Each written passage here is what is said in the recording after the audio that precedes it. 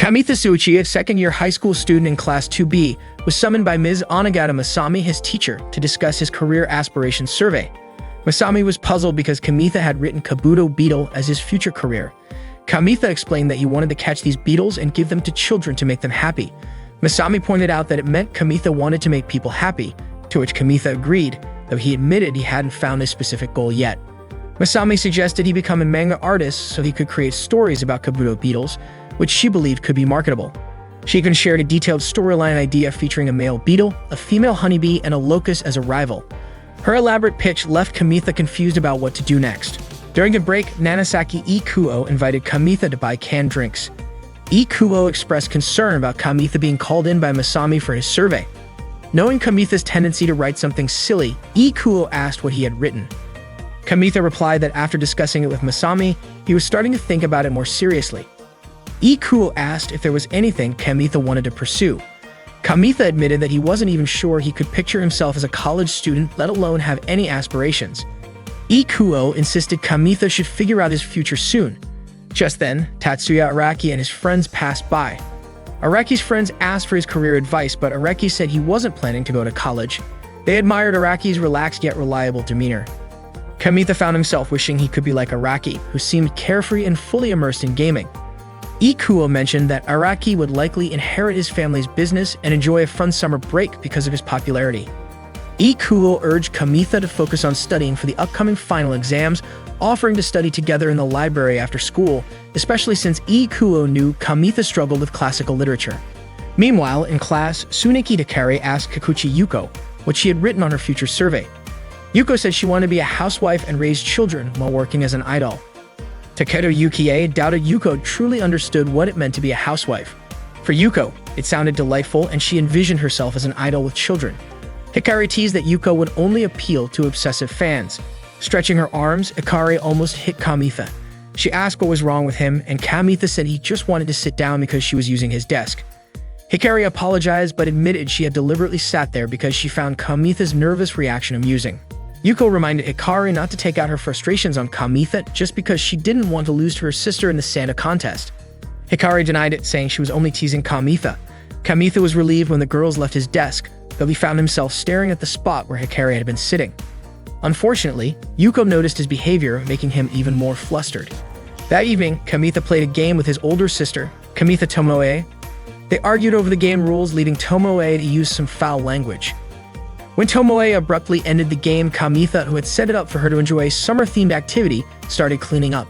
Tomoe asked if Kamitha was doing okay with his final exams, recalling how their mother had scolded him for his midterm results. Kamitha said he had been thinking about his future, but hadn't figured it out yet, though he promised to try harder. Tomoe was happy to hear that and offered her support, assuring Kamitha that she would always be there for him. The next day during lunch break at the school cafeteria, Kamitha couldn't find a seat because the cafeteria was overcrowded. Suddenly, Hikari, sitting in the VIP section, waved at him and invited him to join her. Hikari asked if Kamitha had aspirations of becoming a manga artist. Confused, Kamitha asked who told her that. Yuko chimed in, saying it was Ms. Masami who praised Kamitha and said he'd make a great manga artist. Hikari then asked if it was true. Kamitha explained that Masami was just speculating since he had never drawn manga before. They offered Kamitha a seat and he felt relieved. At first, he thought they were going to tease him.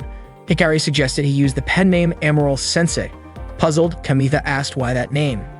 Hikari said it was because he had immorally stared at the desk she had been sitting on for far too long. Embarrassed, Kamitha realized Hikari had noticed. Yukie joked that Kamitha might become famous if he drew adult manga, and Yuko excitedly said she couldn't wait to get an autograph from the next big adult manga artist. Kamitha, flustered, told them not to decide his future for him, especially since he was still asking Ikuo for help to pass his classical literature exams. They teased him further, joking that he and Ikuo might be a couple because they were always together, even sharing drinks from the vending machine. Kamitha denied it vehemently, insisting he was neither homo nor immoral, but they just laughed and remained unconvinced. Later in the library, Kamitha and Ikuo were studying together when Hikari approached them, asking if Ikuo could also help her with classical literature. She admitted she was struggling with the subject and added that failing any subject during the finals would mean she couldn't join her family's summer vacation. She begged Ikuo, offering to buy him 3 cans of Panda Cocoa. Ikuo hesitated, saying it was hard to teach someone without knowing their current level. Hikari suggested that he give her a quiz to figure it out. Kamitha tried to signal Ikuo to refuse, but a sharp glare from Hikari made him nervous, and he reluctantly said he didn't mind. Ikuo finally agreed, and they ended up studying together. During gym class, the climbing club president and his friend were caught spying on Hikari as she played basketball. Ruse, the student council president, caught them and chased them away. Watching the scene, Kamitha remarked to Ikuo that the climbing club president seemed to have a huge crush on Hikari. Ikuo then asked Kamitha if he liked Hikari as well. Flustered, Kamitha denied it, saying Hikari was the one always teasing him.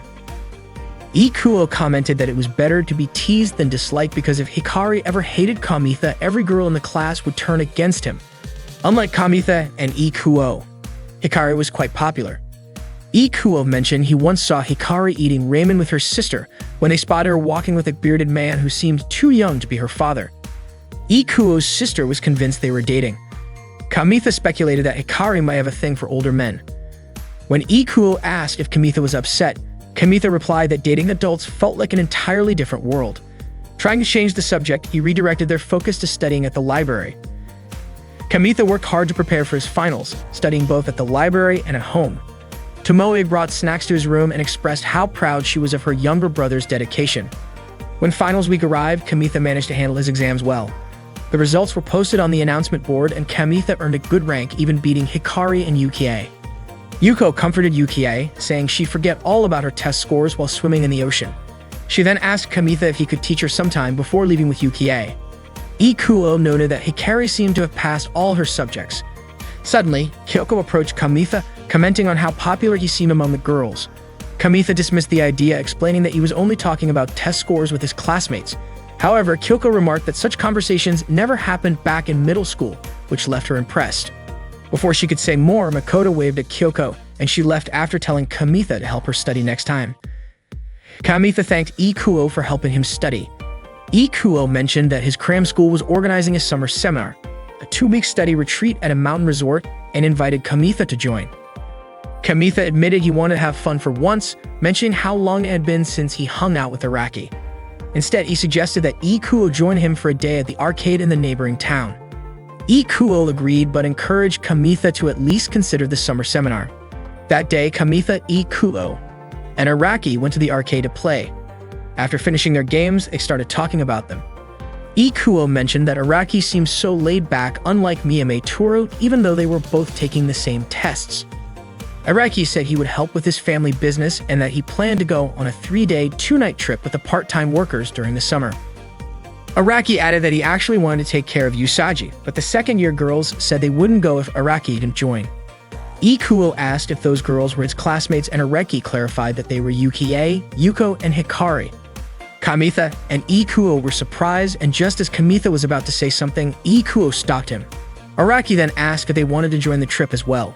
Ikuo teased Kamitha, saying he was just jealous that Araki was also popular with the second-year girls. Araki seemed confused and reminded them that Kamitha should already know his preferences. He then went back into the arcade. Kamitha, still confused, remarked that Hikari already had a boyfriend but was going on a trip with another guy. Ikuo laughed, saying that Hikari probably used studying as an excuse to prepare for a group dating trip. Ikuo added that the dynamics of the girls in their class were important. What mattered was that if Araki didn't join the trip, the third-year guys would hold a grudge. Ikuo then followed Araki back into the arcade, while Kamitha decided to go home. On his way back, Kamitha noticed a new pastry shop and thought about buying some sweets for Tomoe another time. Then he saw Hikari working a part-time job with the bearded man Ikuo had mentioned before. Kamitha was surprised and thought Hikari was too young to be dating someone like that. He considered that if he tried harder, he might be able to get a girlfriend or two. But when his eyes fell on a less attractive girl nearby, he changed his mind. Watching Hikari work, Kamitha thought she was incredible and always seemed to be a few steps ahead of him. He didn't want to stay the same, so he called Ikuo and told him he'd join the summer seminar. That night, Kamitha was packing for the seminar when Tomoe knocked on his door, letting him know she finished using the bath. She commented on how much work it took to prepare for the seminar. Kamitha sighed and admitted he felt uneasy because it was a prestigious prep course with students from all over the country, and the only person he knew there was Ikuo. Tomoe reassured him, saying it was a chance to meet some cute girls from other schools. Kamitha blushed and said he wasn't going there to meet girls. Tomoe laughed and praised him for spending his summer vacation studying. She handed him a box of mushroom-shaped chocolates as a gift, which made Kamitha happy.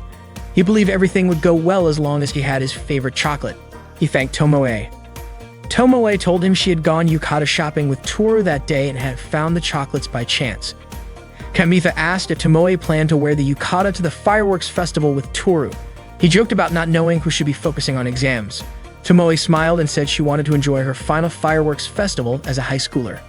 That day, Kamitha and Ikuo boarded a bus to attend the summer seminar.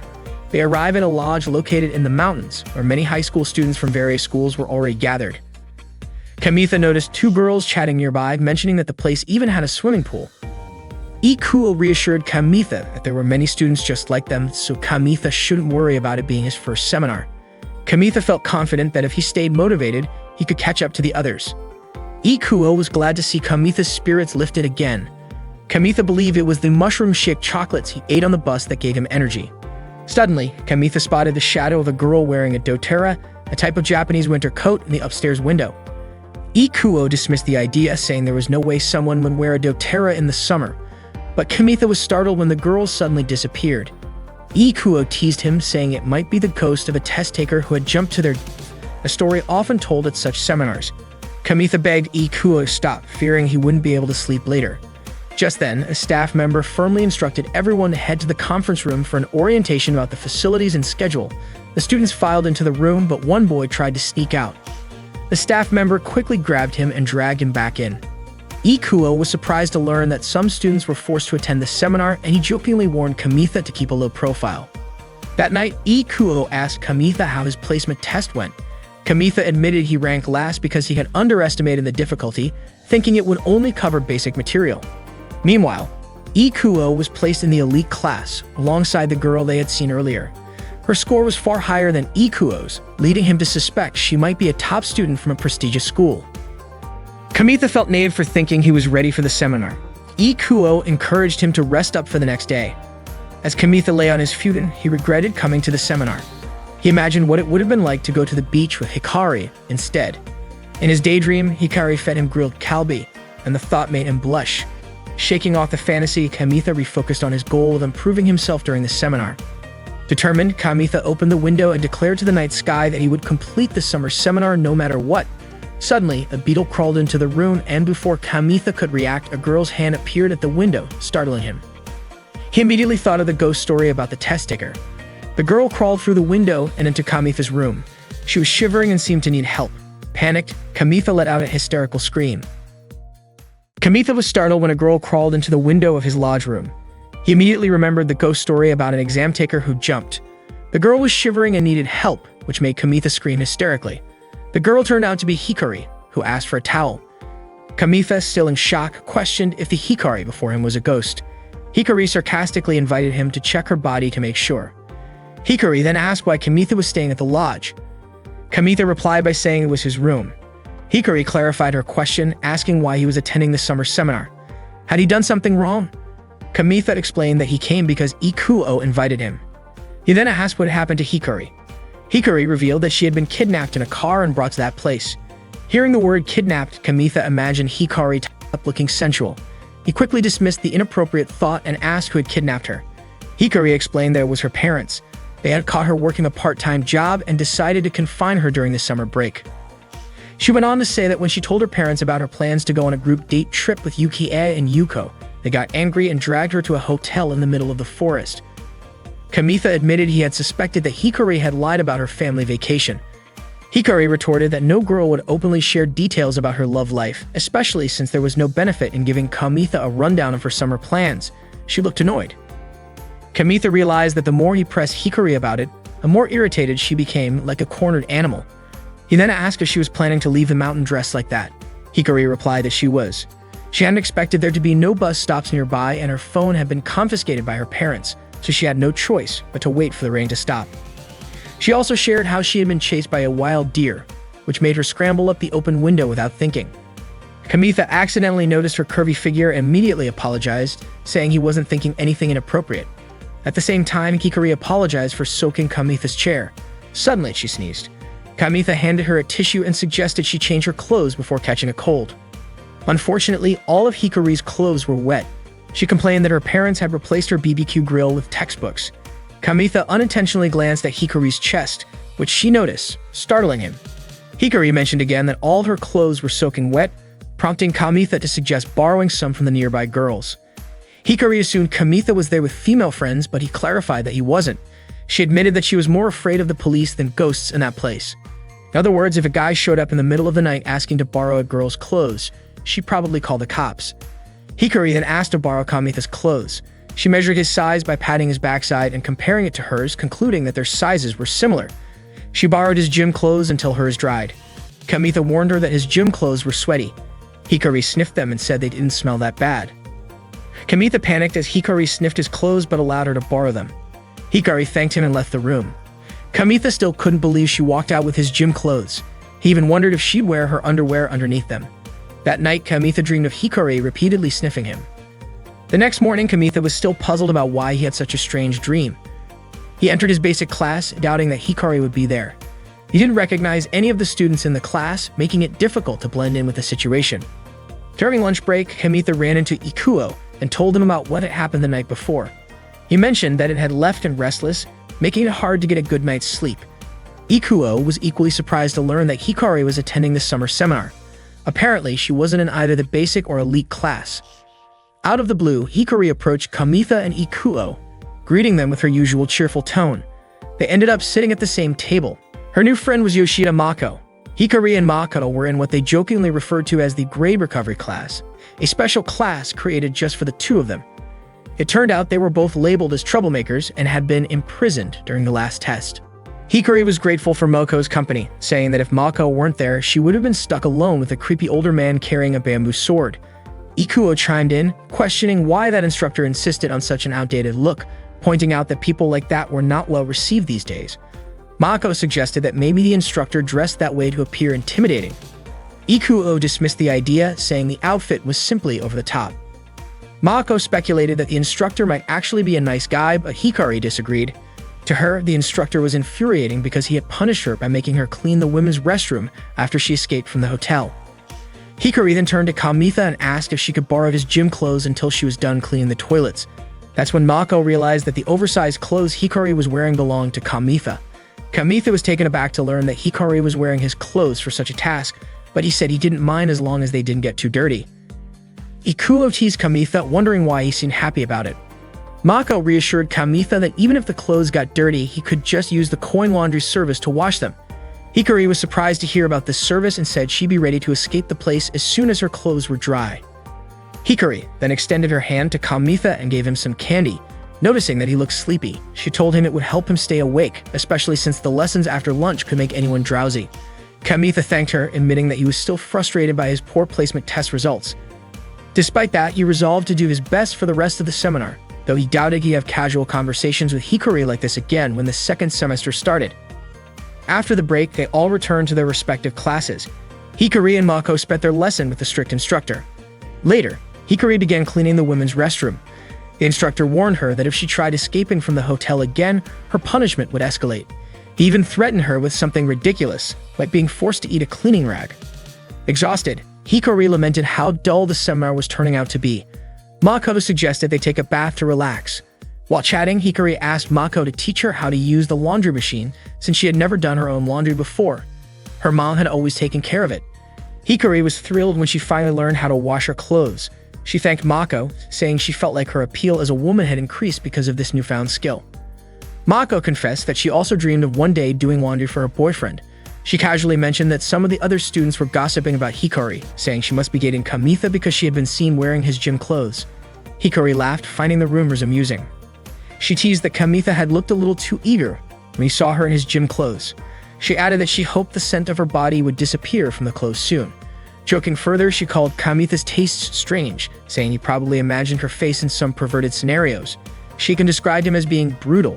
Meanwhile, Kamitha was standing in front of a vending machine about to buy a coffee milk drink. Suddenly, he overheard two girls, Heidama and Marubushi, talking nearby.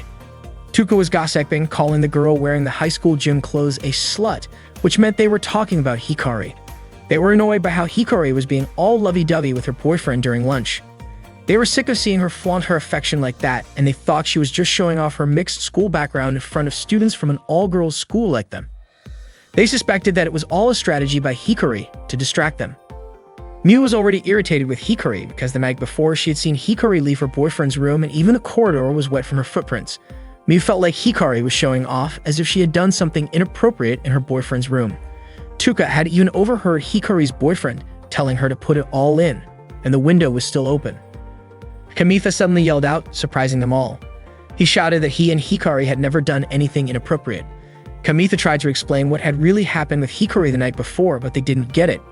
Miu even accused Kamitha of being inappropriate with a vending machine. Kamitha clarified that he had only lent Hikari his gym clothes because she didn't have any spare clothes. Just then, Hikari appeared, calling out to Kamitha casually and handing him back his gym clothes, still warm from being on her. Mako joked that Hikari had washed the clothes for the first time just for Kamitha and asked Kamitha to praise her. Hikari continued acting like they were a couple, and Kamitha was confused by her sudden change in attitude. He suspected that something must have happened when Hikari was cleaning the restroom.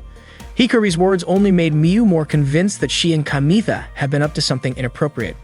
Miu even told Tuka that they shouldn't let Hikari get away with this. Kamitha insisted that it wasn't true and that Hikari was only washing the clothes she had borrowed from him. Miu and Tuka left, but Kamitha reminded them about their drinks that they had left behind, to which Miu thanked him. Kamitha was still puzzled about Hikari's changing behavior, but Hikari reassured him, saying she was fine. She even asked if Kamitha had been doing something inappropriate with the vending machine. Kamitha denied it, saying that he was just clearing up the misunderstanding with Miu and Tuka. Hearing other students approaching, Hikari quickly pulled Kamitha inside to keep them from being seen. She returned Kamitha's gym clothes and thanked him. The clothes still felt warm, like they had just come off her body. Kamitha thanked Hikari for washing them. He then asked why they had to hide inside. Hikari explained that she didn't want Kamitha to get caught up in any weird rumors because of her. She figured people would gossip about her washing Kamitha's clothes, and rumors about them being inappropriate in a room together were ideal. According to Hikari, it was probably just stress from studying too much. Kamitha couldn't believe that people thought he and Hikari were a couple involved in something inappropriate. Hikari laughed, admitting that she had played around with Malko's misunderstanding earlier with her strange comments. Hikari felt bad that Kamitha was getting dragged into all of this because of her. Kamitha asked if it was true that Hikari had never done her own laundry before, and she confirmed that it was. He also asked if she ever did any housework. Hikari admitted that sometimes she made snacks in the middle of the night. Kamitha mentioned that his older sister also sometimes made him snacks. Hikari proudly said that she had confidence in her cooking skills, but it seemed like Kamitha didn't believe her. Hikari got a little annoyed and promised to prove it by making Kamitha a snack that very night. She said she would go find the ingredients later. She also needed to borrow Kamitha's clothes again because she didn't have an apron, and the clothes she was wearing were risky. They got splashed with hot oil. With that, she hurried off. Kamitha was still surprised by how Hikari, who had seemed so down the day before, was now so full of energy. It seemed that no matter the situation, she always managed to enjoy herself. That night, Hikari made some snacks and Mako kept her company while she cooked. The snacks were ready and Hikari had made Spanish omelets, a recipe she had learned from her part-time job. Ikuo asked about the tools and ingredients Hikari used. While cutting the omelet, Hikari explained that Melko had a good relationship with the cafeteria aunt, and whenever Melko wanted to make a midnight snack, the aunt would immediately give her the tools and ingredients she needed. Hikari said Melko was the type of person everyone loved. Kamitha was really happy since this was the first time a girl had made food for him, especially a girl like Hikari. They all enjoyed the snack together. Mako loved the taste and was glad she didn't eat too much for dinner. Kamitha liked the texture, and Ikuo commented that the snack had garlic, which was perfect for men. Hikari felt happy that they liked her cooking, especially since it was the first time she had made food for others. Kamitha had felt relieved ever since the summer seminar and was even impressed by Hikari's cooking skills. Mako, however, brought up the calorie count, but for Hikari, a most important thing was that the food tasted good. She didn't worry about calories as long as she exercised every day. Mako teased Kamitha, saying that it was like he already had a wife, with clothes being washed and meals being cooked for him. Hearing that, Kamitha almost choked. Ikuo offered him a drink, and Hikari asked Kamitha if he was planning to get married. Kamitha choked again, and Hikari patted his back. Ikuo remarked that Kamitha was overreacting, and that was why Hikari loved teasing him. Kamitha told Hikari to go to her room and offered to do the dishes for her, but Hikari told him just to keep an eye on things. Kamitha explained that if no one came, he would feel guilty because Hikari had done everything, from the ingredients to the washing up. Hikari replied that she was used to doing the dishes at her job, and she had planned to thank Kamitha before leaving the place. Hikari still intended to leave the hotel because, aside from not being interested, there were many things she hadn't brought with her. Kamitha then told her to wear the clothes that showed her belly button. Hikari asked if Kamitha liked belly buttons, and Kamitha admitted he did, especially hers, which was very cute. Hikari thanked him, but she felt like she looked like a mischievous child in the summer heat. Kamitha told her that he would continue lending her clothes, but he asked Hikari to stop doing such dangerous things like running away from the hotel, which was as dangerous as being chased by a wild deer that night. Hikari didn't want to trouble Kamitha, and she said it wasn't his problem. But Kamitha replied that it clearly was his problem because he was worried about her to the point that he couldn't focus on his studies. He also said he wouldn't let her just leave. Upon hearing this, Hikari turned around and called Kamitha's name. The scene seemed like it was about to turn romantic, but instead, Hikari simply handed Kamitha the plate and asked him to return it. She mentioned that since the weather was getting worse, she would stay and study a little longer. Kamitha smiled and wished her good night before heading off to return the plate. The summer seminar had been going on for a week, and Kamitha had gotten used to life at the hotel. Hikari suddenly touched Kamitha, surprising him and making the whole class turn to look at them. Kamitha asked Hikari what she wanted. Hikari said that starting that day, she and Mako would be joining the beginner class. Mako added that if they worked hard, it was definitely possible. Hikari leaned in and whispered something to Kamitha, but all the students were still staring at them. The students teased that Hikari and Kamitha were flirting in class and suggested they should study together in their room instead. Someone even joked that they wished Hikari would visit their room too. Kamitha told Hikari to ignore the comments, but Hikari unzipped her jacket and complained that the air conditioning in the room wasn't cold enough. Mako, shocked, pointed out Hikari's chest size and compared it to her own. Embarrassed, Kamitha quickly covered Hikari's chest with a book and pretended to ask her about solving the problem. Kamitha approached Hikari by the pool. Hikari asked if Kamitha had always been like that in class. Kamitha admitted he had felt offended at first too. Hikari said she felt like it was the end of the world when she first joined the class. Kamitha explained that everyone was studying hard to achieve their goals. Hikari said she felt different from everyone else in the class, but Kamitha joked that maybe she could act normally if her attractiveness wasn't so overwhelming. Kamitha suggested that Hikari would be fine as long as she didn't talk to him too much during class. Hikari said if that were the case, she wouldn't talk to him at all anymore. Kamitha laughed and Hikari asked why he joined the summer seminar. Did he have a goal too? Kamitha couldn't answer. Hikari said that studying hard and going to university wasn't such a bad idea, then invited Kamitha to return to class. The day's lessons went smoothly. That night, Kamitha studied in his room while eating instant cup noodles. He remembered Hikari's question from earlier and thought about how he couldn't tell her that he joined the summer seminar to change himself and that her teasing was making things harder. Suddenly, he heard a noise in the hallway. When Kamitha opened the door, he was shocked to see Hikari standing there. Hikari greeted him with a playful good evening in a cat-like voice. Kamitha told her to knock normally next time because he thought she was a ghost. Hikari insisted she wasn't a ghost. She was a cat at that moment. Kamitha asked why Hikari came to his room so late. Hikari said she was bored, so she came to Kamitha's room. Kamitha was confused, reminding her that earlier she said she wouldn't talk to him. Hikari explained that she didn't bring her phone and felt bored. She walked into Kamitha's room without hesitation, saying she wanted to chat to relax after the stressful day. Kamitha checked the hallway and quickly shut the door. He told Hikari that he was preparing for tomorrow's class, but Hikari noticed his empty ramen cup and said she wanted some. Kamitha apologized, saying he didn't have any left, just the leftover broth. Hikari happily drank the broth, surprising Kamitha. Kamitha couldn't believe Hikari was in his room, wearing her gym clothes and drinking his leftover ramen broth. He said he needed to focus on studying, but Hikari stared at him, making him uneasy. She teased him, saying he wasn't good at concentrating. Kamitha asked why she didn't visit Mako's room instead. Hikari had already been there. The door was open, but the room was pitch black and it seemed she had fallen asleep. Kamitha remarked that Moako was a careless girl, but Hikari suggested that maybe Moako couldn't handle the air conditioning and left the door open to sleep. Hikari then asked Kamitha if he wanted to sneak into Mako's room. Kamitha was shocked, his face turning red, which Hikari found amusing. She commented on how cute Kamitha looked. Kamitha asked if Hikari was really okay just relaxing while everyone else was studying hard in their rooms, getting farther ahead of her. Hikari, however, wasn't the type to compare herself to others. Kamitha resumed his studies while Hikari decided to join him, picking up a textbook and lying on Kamitha's bed. Kamitha's eyes wandered to Hikari's feet, which were swinging playfully above his bed. He couldn't believe there was a girl in his room and quickly tried to refocus on his studies. Suddenly, his pen slipped from his hand and fell to the floor.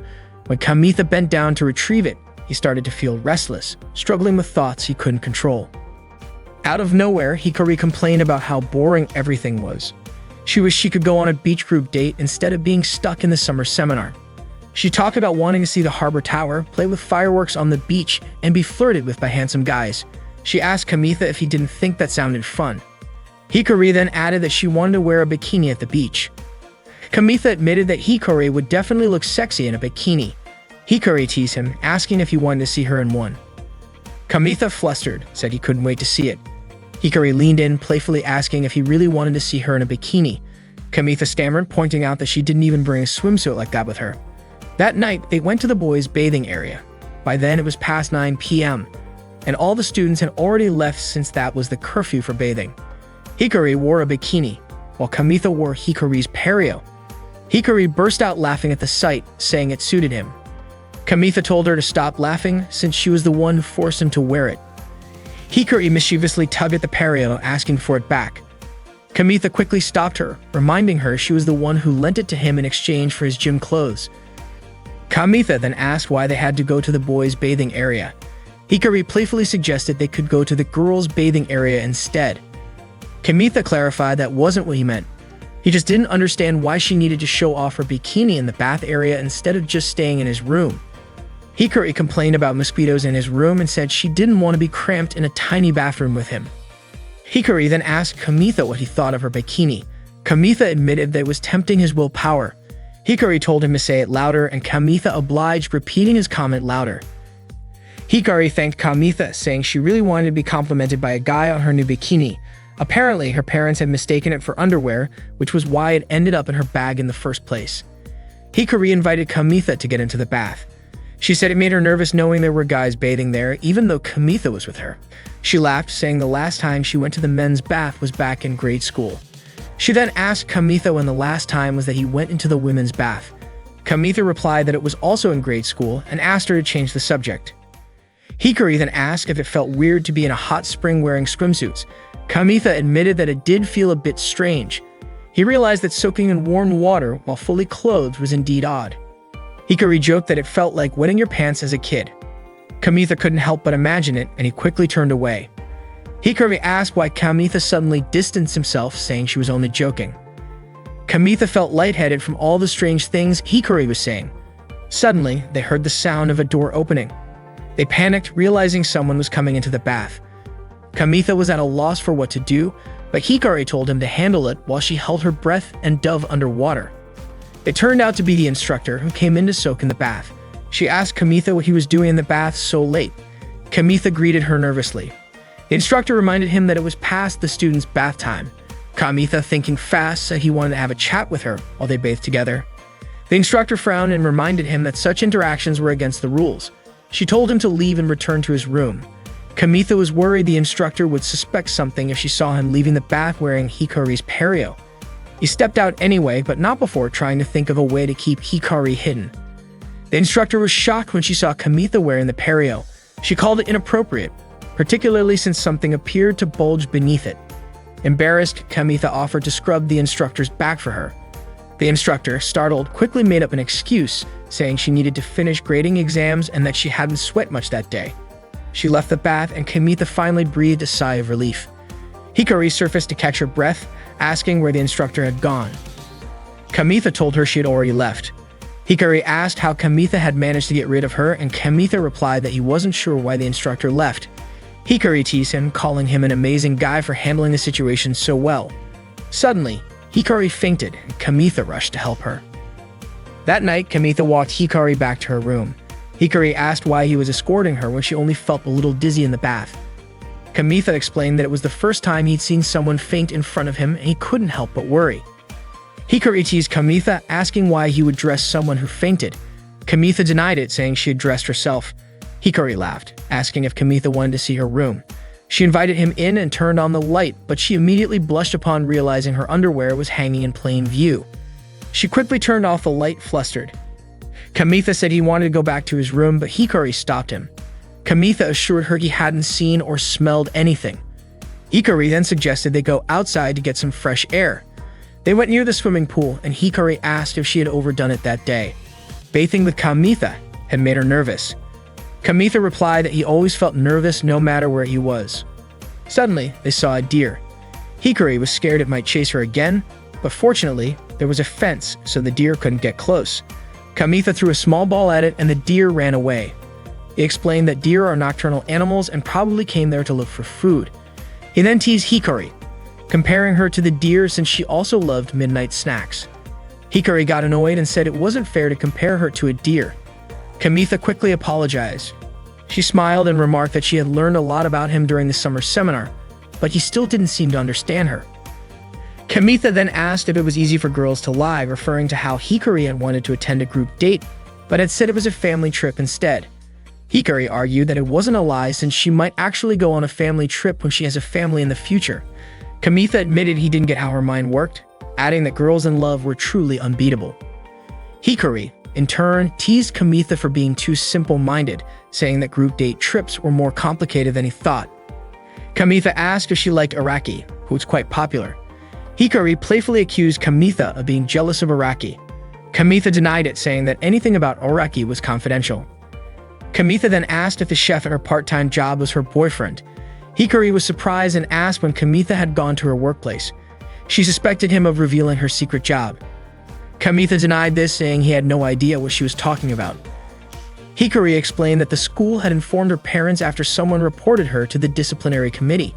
She admitted it was her fault for working secretly. Kamitha mentioned seeing her talking with the chef. Hikari clarified that the person Kamitha was referring to was the shop owner, who was not her boyfriend and was in fact married. Hikari then suggested they go back since the weather was getting cold. The summer seminar eventually came to an end. Kamitha and Ikuo boarded the bus together. Ikuo reflected on how lost he had felt when they first arrived at the seminar, and now as they were leaving, he felt sad. A lot had happened to Kamitha, especially that night he had talked with Hikari. Since then, however, Hikari hadn't spoken to him again, and Kamitha suspected she might be wary of him. Ikuo regretted not saying goodbye to Mako. Kamitha noticed Mako at a window on the upper floor, but he reassured himself that Mako wasn't a ghost. It turned out Mako had overslept and was being scolded by the instructor. Mako explained that she had rushed to wake up early to see the bus off, but the instructor called her a failure. Mako protested, saying she had even worn long clothes to avoid catching a cold during exams. The instructor lectured her about the dangers of the night wind and also scolded her for always sleeping with her door open. The instructor threatened Mako with more trouble if she failed her exams again. Frustrated, Mako reminded the instructor of her own embarrassing moment last year when Mako had kindly brought her a kendo sword and sunglasses. The instructor apologized, saying there were many strange and scary high school students. She then mentioned a close call in the bathhouse where she was almost ambushed. That evening, Hikari visited her workplace to meet the shop owner. She had quit her part-time job after her parents found out about it. The shop owner assured her that her parents must have had their reasons and encouraged her to talk things through with them. Hikari had come to the shop to seek advice from the owner. That night, she got her phone back and called Yukie to tell her everything that had happened. Yukie asked if there were any cute guys at the summer seminar, but Hikari said that everyone there was too focused on studying and had a serious vibe. Yukie teased her, asking if Hikari liked anyone there. Hikari, annoyed, said that the only things worth mentioning there were an old man with a kendo sword and a deer. She then asked about Yukie's vacation, but Yukie said it had been nothing special. When Hikari checked her phone, she found a ton of missed calls in her call log. The next day, Kamitha headed to school with Kyoko. She commented that if Kamitha's skin got a little tanned, he'd probably become more popular. However, Kamitha thought girls preferred guys with fairer skin. Kyoko expressed concern about Kamitha isolating himself after the summer seminar. She said he shouldn't waste his precious vacation time and suggested that he should have gone to the city to flirt with girls, offering to help him out with that. As they walked, Kamitha noticed Hikari staring at Araki, who was walking with Yukie. He found it odd, wondering when Araki had become close with Yukie. Kamitha couldn't shake off the feeling that Hikari was still suspicious of him for leaking her secret. The new school semester had started, but Kamitha was feeling down because Hikari had been ignoring him. At the vending machine, Ikuo approached Kamitha looking unusually cheerful. Curious, Kamitha asked what happened to make Ikuo so happy. Ikuo shared that he had finally reconnected with an old friend after a long time. Kamitha rarely saw Ikuo in such high spirits. Ikuo then asked if there was a girl Kamitha liked. The question caught Kamitha off guard and he quickly denied having any crushes. Unconvinced, Ikuo kept teasing him, but Kamitha maintained his denial. Ikuo remarked that having someone to like would make life feel more beautiful, leaving Kamitha wondering why Ikuo had suddenly become so upbeat. Meanwhile, Hikari, Yukie, and Yuko were chatting that morning. Yukie bragged about how she had invited Araki to walk to school together so they could spend some time alone. She proudly shared that she'd been getting cozy with Araki, although she hadn't confessed her feelings to him yet. Kamitha saw the three of them talking, and he overheard Hikari saying that if she had a boyfriend, she would also act lovey-dovey with him. Hearing this, Kamitha couldn't help but imagine Hikari acting cute as his girlfriend. Later, Kamitha found a note from Hikari asking him to meet her behind the school. Curious, he went to the designated spot where Hikari approached him. Kamitha asked why she wanted to meet him there. Hikari explained that she wanted to return his gym uniform. She also asked Kamitha to keep their time together at the summer seminar a secret because she didn't want Yuki finding out they had spent time together. Kamitha, however, suspected her motives. He asked if Hikari was worried that Yukie might try to steal Araki from her if the rumor spread. Hikari denied it, but Kamitha wasn't convinced. If that wasn't the case, why didn't she just return the uniform in class? He also questioned her change in behavior after their conversation at the hotel pool. Hikari admitted she had her reasons, but Kamitha pressed further, asking if she was embarrassed about being seen with him. Hikari explained that when Yukie called her, she had asked if Hikari had met any nice guys. Yukie's intuition was sharp, so Hikari panicked and lied, saying she had only encountered a deer. Kamitha couldn't understand Hikari's behavior since she was usually so straightforward. Frustrated, Hikari grabbed the gym uniform back, but Kamitha refused to take it unless she gave him a proper explanation. Suddenly, Makoto appeared and apologized for interrupting them, jokingly asking if they were in the middle of a breakup. Both Kamitha and Hikari immediately denied it in unison. Kamitha recognized Makoto as one of Kyoko's friends and a member of the disciplinary committee. She explained that she was patrolling the area because couples had been caught engaging in inappropriate behavior around the school. Hikari clarified that Makoto had misunderstood. She and Kamitha were not dating. Makoto explained that she had suspected otherwise because the back of the school and the pump house were popular spots for couples to hang out. She also noted that summer seemed to make students more adventurous, and the disciplinary committee had been busy since the start of the semester. Makoto went on to share that she had recently caught a couple in the rabbit shed. The situation was so extreme that she fled without even reprimanding them. Hikari, curious, asked what exactly the couple had been doing. Makoto hesitantly admitted that they were using carrots and celery inappropriately. Both Hikari and Kamitha were shocked. Changing the subject, Makoto mentioned that before summer break, the disciplinary committee had received a report about a student working a part-time job. Kamitha asked if the job was at a Spanish bar, but Makoto refused to reveal any details. Hikari then threatened to report Makoto to her supervisor if she didn't perform her duties properly. Under pressure, Makoto reluctantly admitted that the part-time job was indeed at a bar, though she didn't know the specifics. Hikari invited Kamitha to leave with her, and as they walked away, Makoto shouted after them, begging them to keep her involvement a secret. Hikari and Kamitha hurried to the rabbit shed, where they caught Yukie and Araki together. Hikari asked Yukie to talk with her, while Kamitha questioned what Araki was doing there. Araki nonchalantly replied that he and Yukie were playing around with the rabbits, and Yukie was even planning to feed him a carrot mouth-to-mouth. Yukie commented that Hikari didn't know how to read the room. Before leaving, Araki teased Kamitha, saying he seemed to have two girls vying for him. After Araki left, Yukie asked Kamitha if he was close to Araki. Kamitha explained that they had been friends since middle school. Hikari then confronted Yukie, asking why she had reported her to the disciplinary committee. Yukie finally admitted that she had been caught. Hikari clarified that she wasn't trying to blame Yukie. It was true she had broken the rules by secretly working, but she wanted to understand why Yukie had gone as far as to report her. Yukie confessed that she suspected Araki liked Hikari. Because of that, she felt Hikari would interfere with her attempts to get closer to Araki.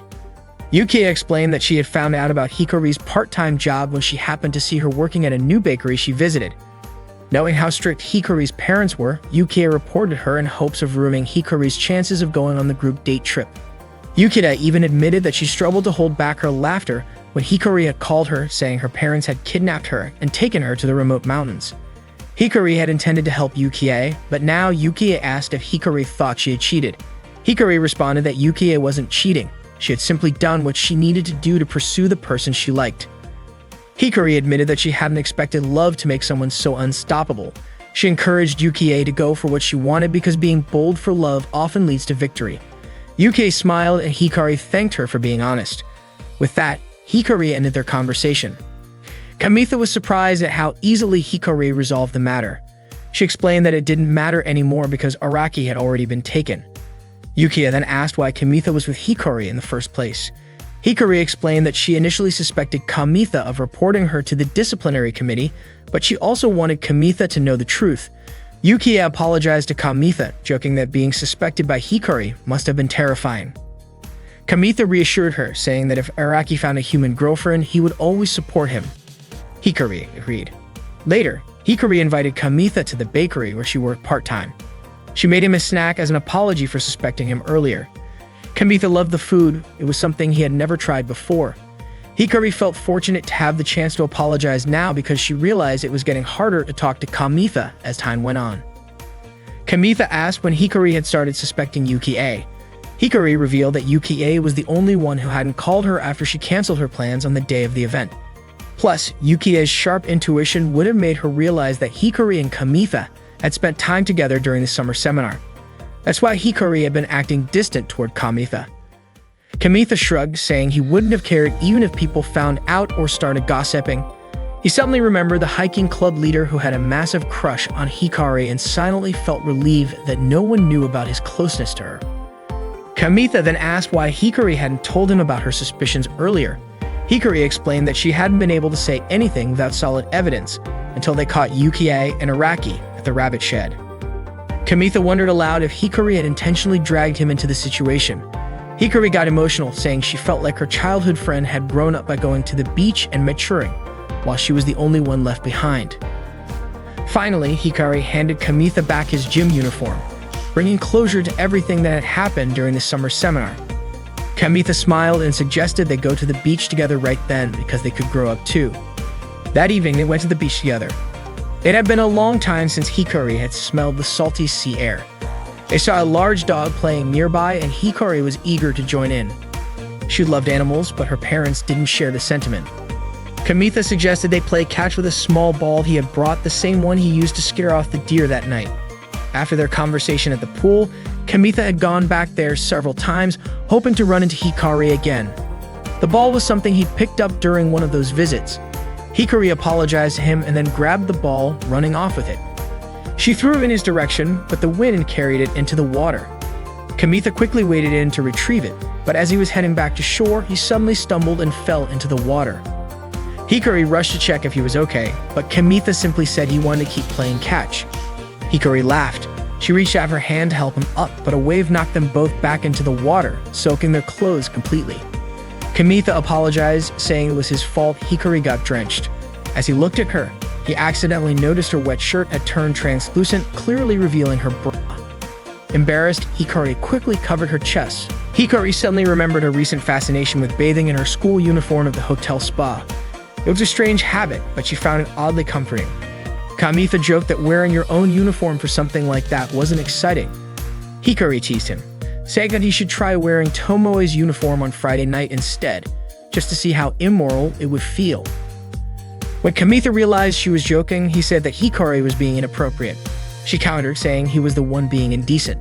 Then she tackled him, knocking him to the ground. Hikari looked at Kamitha and asked bluntly, "Doesn't this excite you?" She admitted that she was feeling a little excited herself. She mentioned how masculine Kamitha had seemed that day behind the school building. Kamitha, caught off guard, muttered that he couldn't really understand her because there was sand in his ear. Hikari leaned in, touched his ear, and made him open his mouth slightly. Before he realized it, she kissed him. There they were, kissing on the shore, with Kamitha feeling stunned. His ears and mouth felt as if they were sealed by her touch. As night fell, they stayed on the beach. Kamitha wanted to confess his feelings, but he felt nervous. Meanwhile, Hikari changed into Kamitha's gym clothes again. Kamitha finally worked up the courage to say what was on his mind, but before he could finish, Hikari stepped back toward the water. She confessed that this was her first time spending the night away from home and talked about how much she appreciated her parents.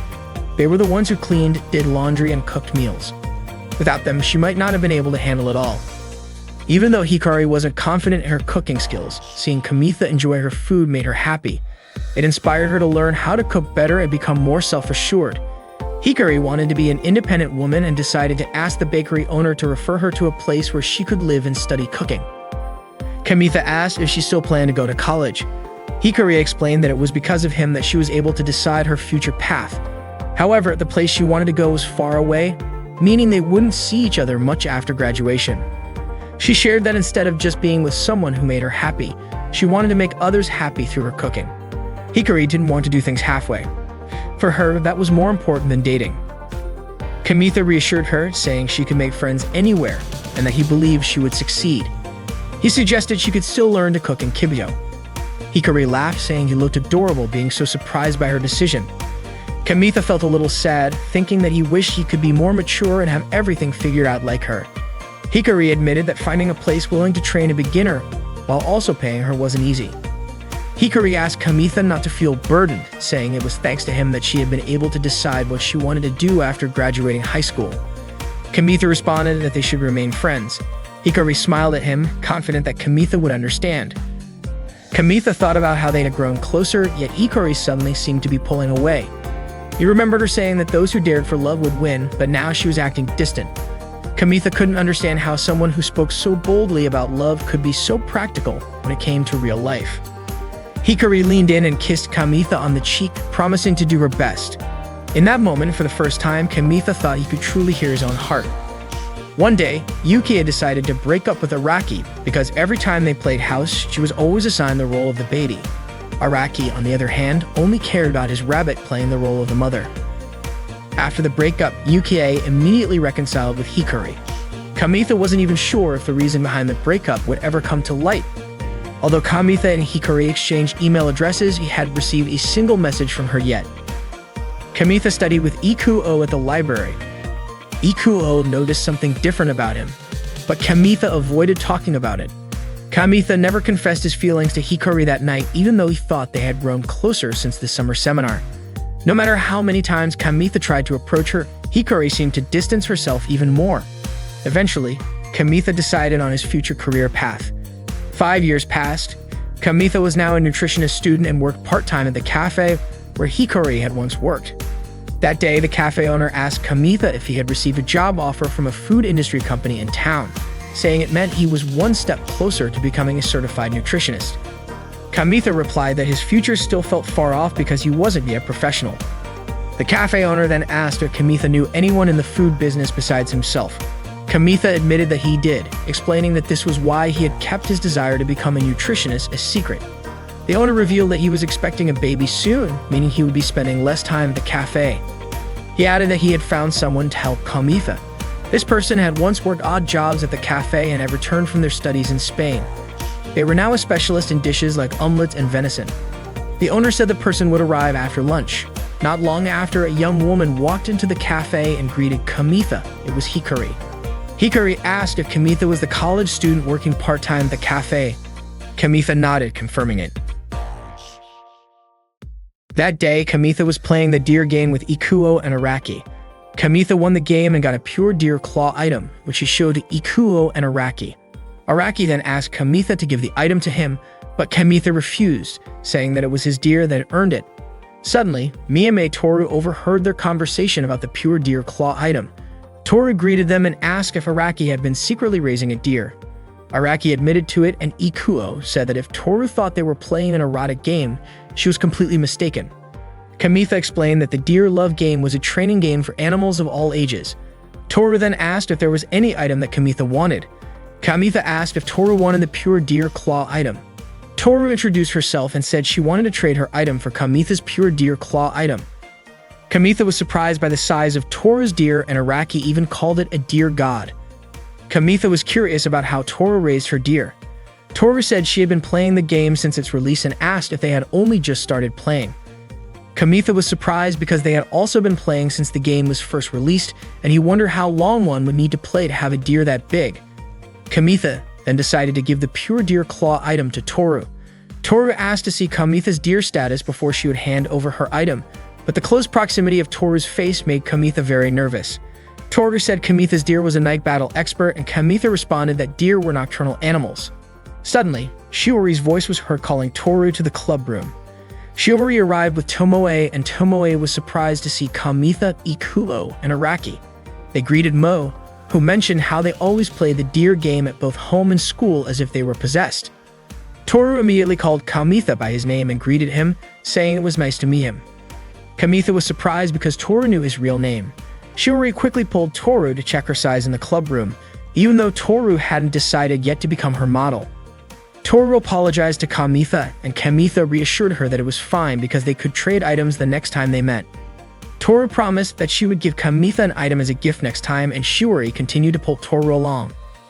That night, Kamitha was playing the deer game in his room and lost.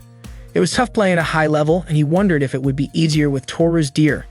Kamitha thought that Toru was a calm person, and he imagined that if only his older sister had the same personality, they wouldn't fight over the bathroom every morning.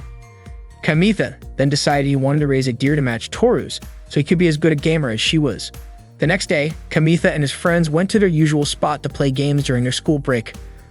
Araki was surprised that Toru, who was considered an esteemed student, turned out to be a gamer. He had no idea. Ikuo asked Kamitha if he was sure about giving the item to Toru. Kamitha was confident, and he believed that as a reward, they could become friends with Toru and exchange information. Even after seeing Toru's huge deer, Kamitha wasn't going to back out, and as a gamer, he wanted to show his determination. They were all shocked to see Toru lying on the bench where they usually played games. Toru had purposely come to that spot to give Kamitha an item as a thank you for his kindness and invited him to play again. After school, the four of them went to a karaoke place. Araki suggested they go there when Kamitha said they needed to find a more suitable place to exchange items. Toru wanted to sing first. Ikuo whispered to Kamitha, commenting on how Toru was singing even though they had come to exchange items. Kamitha said it was fine since they were at a karaoke place. Ikuo felt uneasy because all he and Kamitha knew were cartoon songs and game soundtracks. However, they were both surprised when Toru sang a song from the Inago Mask soundtrack and even mimicked the opening dance moves. Meanwhile, Shiori and Tomoe went to a cafe, and Shiori told Tomoe that Toru had given Kamitha an item she had made herself. Tomoe was sure that Toru must have stayed up late making it because Toru looked really sleepy that day. The waitress brought them drinks, and it turned out the waitress was Hikari, who was working part-time. Hikari didn't expect Tomoe, the Miss Santa, to show up at the cafe where she worked. She really wanted to talk to her, but she had to keep her part-time job a secret. After Toru finished singing the Inago Mask song, Araki said it was time to exchange items. However, Toru asked for a short break. She passed by Kamitha and Ikuo, who were sitting. Kamitha felt nervous when Toru walked past him and sat next to him. Seeing Kamitha enjoying his pudding a la mode, Toru asked if he liked that dessert. Kamitha said that he actually liked sweet foods. Toru then asked if she could try some. Hearing that, both Kamitha and Ikuo were surprised. Ikuo quickly said that it was almost like a kiss, but handed Toru the pudding that was still intact. Toru said she wouldn't mind if only she was the one singing. Kamitha responded that they all knew cartoon songs, so they joined in and sing too. Toru explained that she had prepared equipment for the night battle along with a bonus feature to determine the enemy's location. Kamitha was very happy because the item matched his deer's abilities, and he thanked her.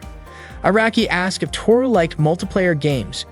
Toru asked why Araki was asking that. Araki replied that it was because her night vision goggles would shine brightly during a duel. Toru said that most of the games she liked were multiplayer.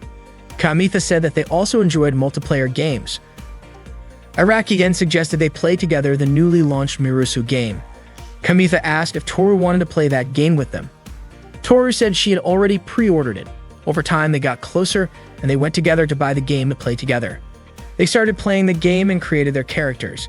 Kamitha chose a bear, and Ikuo asked why Kamitha wasn't using any equipment. Kamitha guessed that the high starting parameters must be the specialization of the bear. Toru used a rabbit character, and Kamitha thought her slim physique really represented Toru's image. The game began, and they agreed to start in the forest as their initial arena. When the game started, Kamitha couldn't see the others. The area he was in didn't show his friends' characters.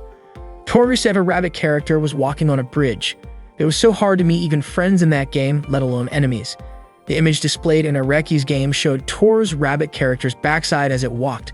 Apparently, Araki's fox kept pushing the rabbit, and they both fell off the bridge.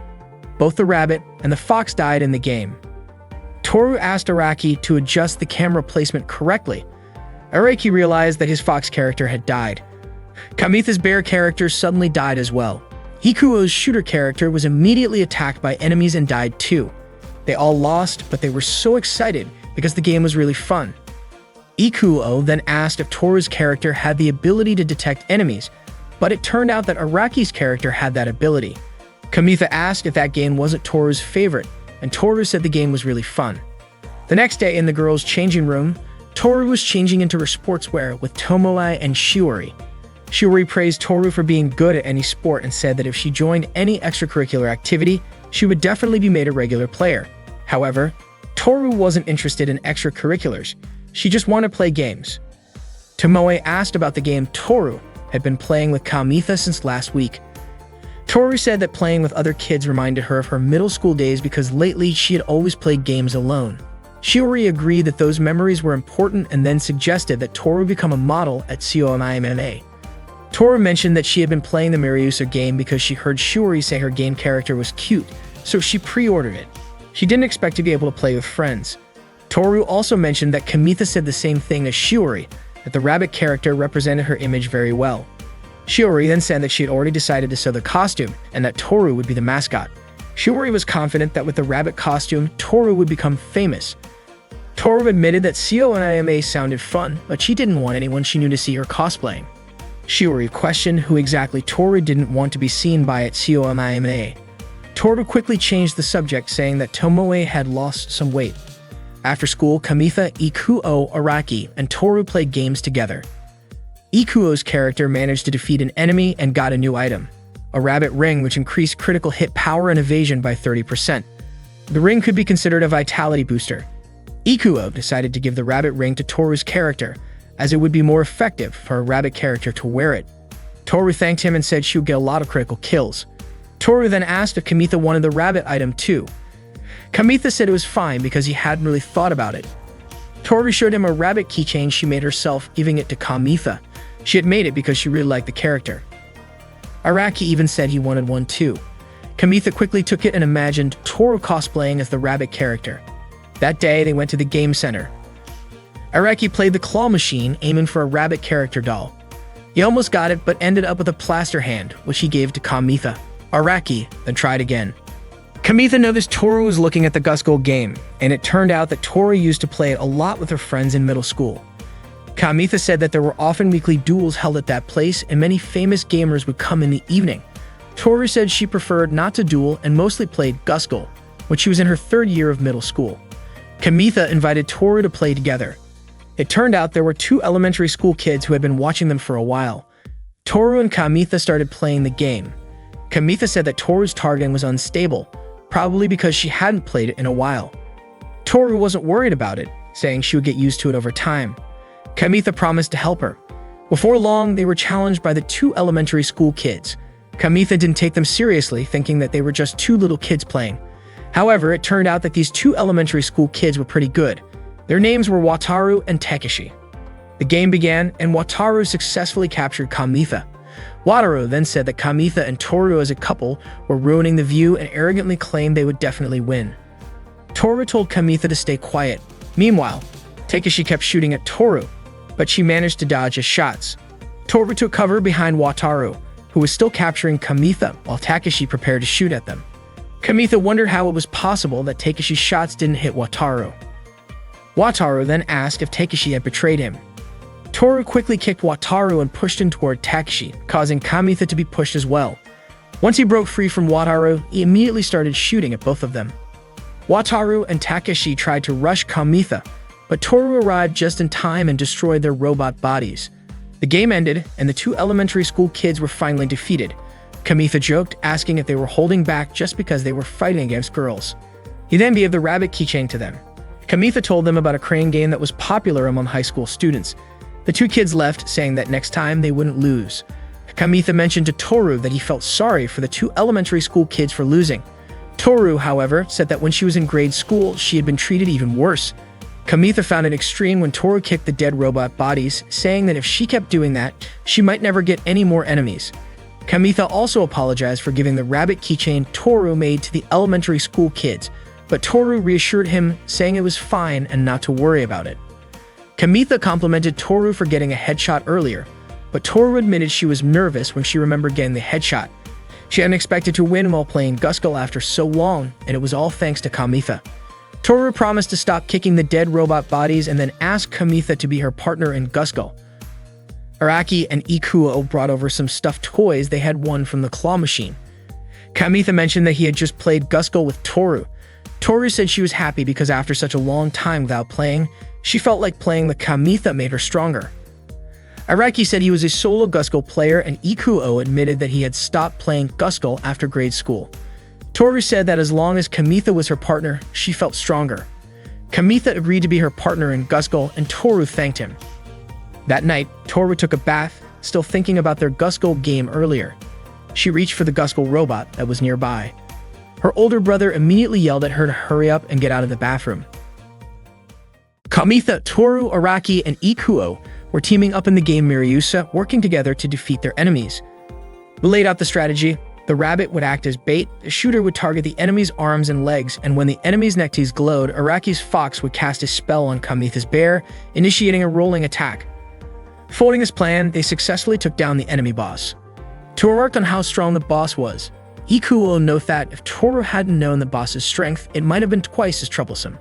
Toru meant that she had been able to monitor the boss thanks to the rabbit ring item that Ikuo had given her, which increased her evasion. Ikuo felt is spot on to have given it to Toru. That day to the physical education class, so she headed back to class first, with Araki thanking her as she left. Before departing, Guru invited Kamitha to play Guskull after school, and he agreed, saying he'd wait for her at the school gate later. Araki then asked Mida had been going to the game center so often lately. Kamitha explained that been playing Guskull every day to the point where his wallet was getting thin.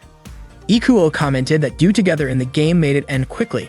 Araki suggested that maybe Mida wasn't interested in other games and proposed they play something that didn't cost much. Kamitha agreed and asked if he knew of a game center that offered game grabbed. Ikuo mentioned that it wasn't tillable in Kibito, so Kamitha would need to find a substitute game as his partner. Kamitha then asked if Ikuo would with him. Ikuo replied that he'd been play a lot lately and wanted to study at home that day. At the game center, Kamitha tried Toru to play another game. He suggested they try the bus stop game and explain how to score points. However, Toru didn't seem interested and to play Guskull instead. At that time, Toru played Guskull with Iku, her partner.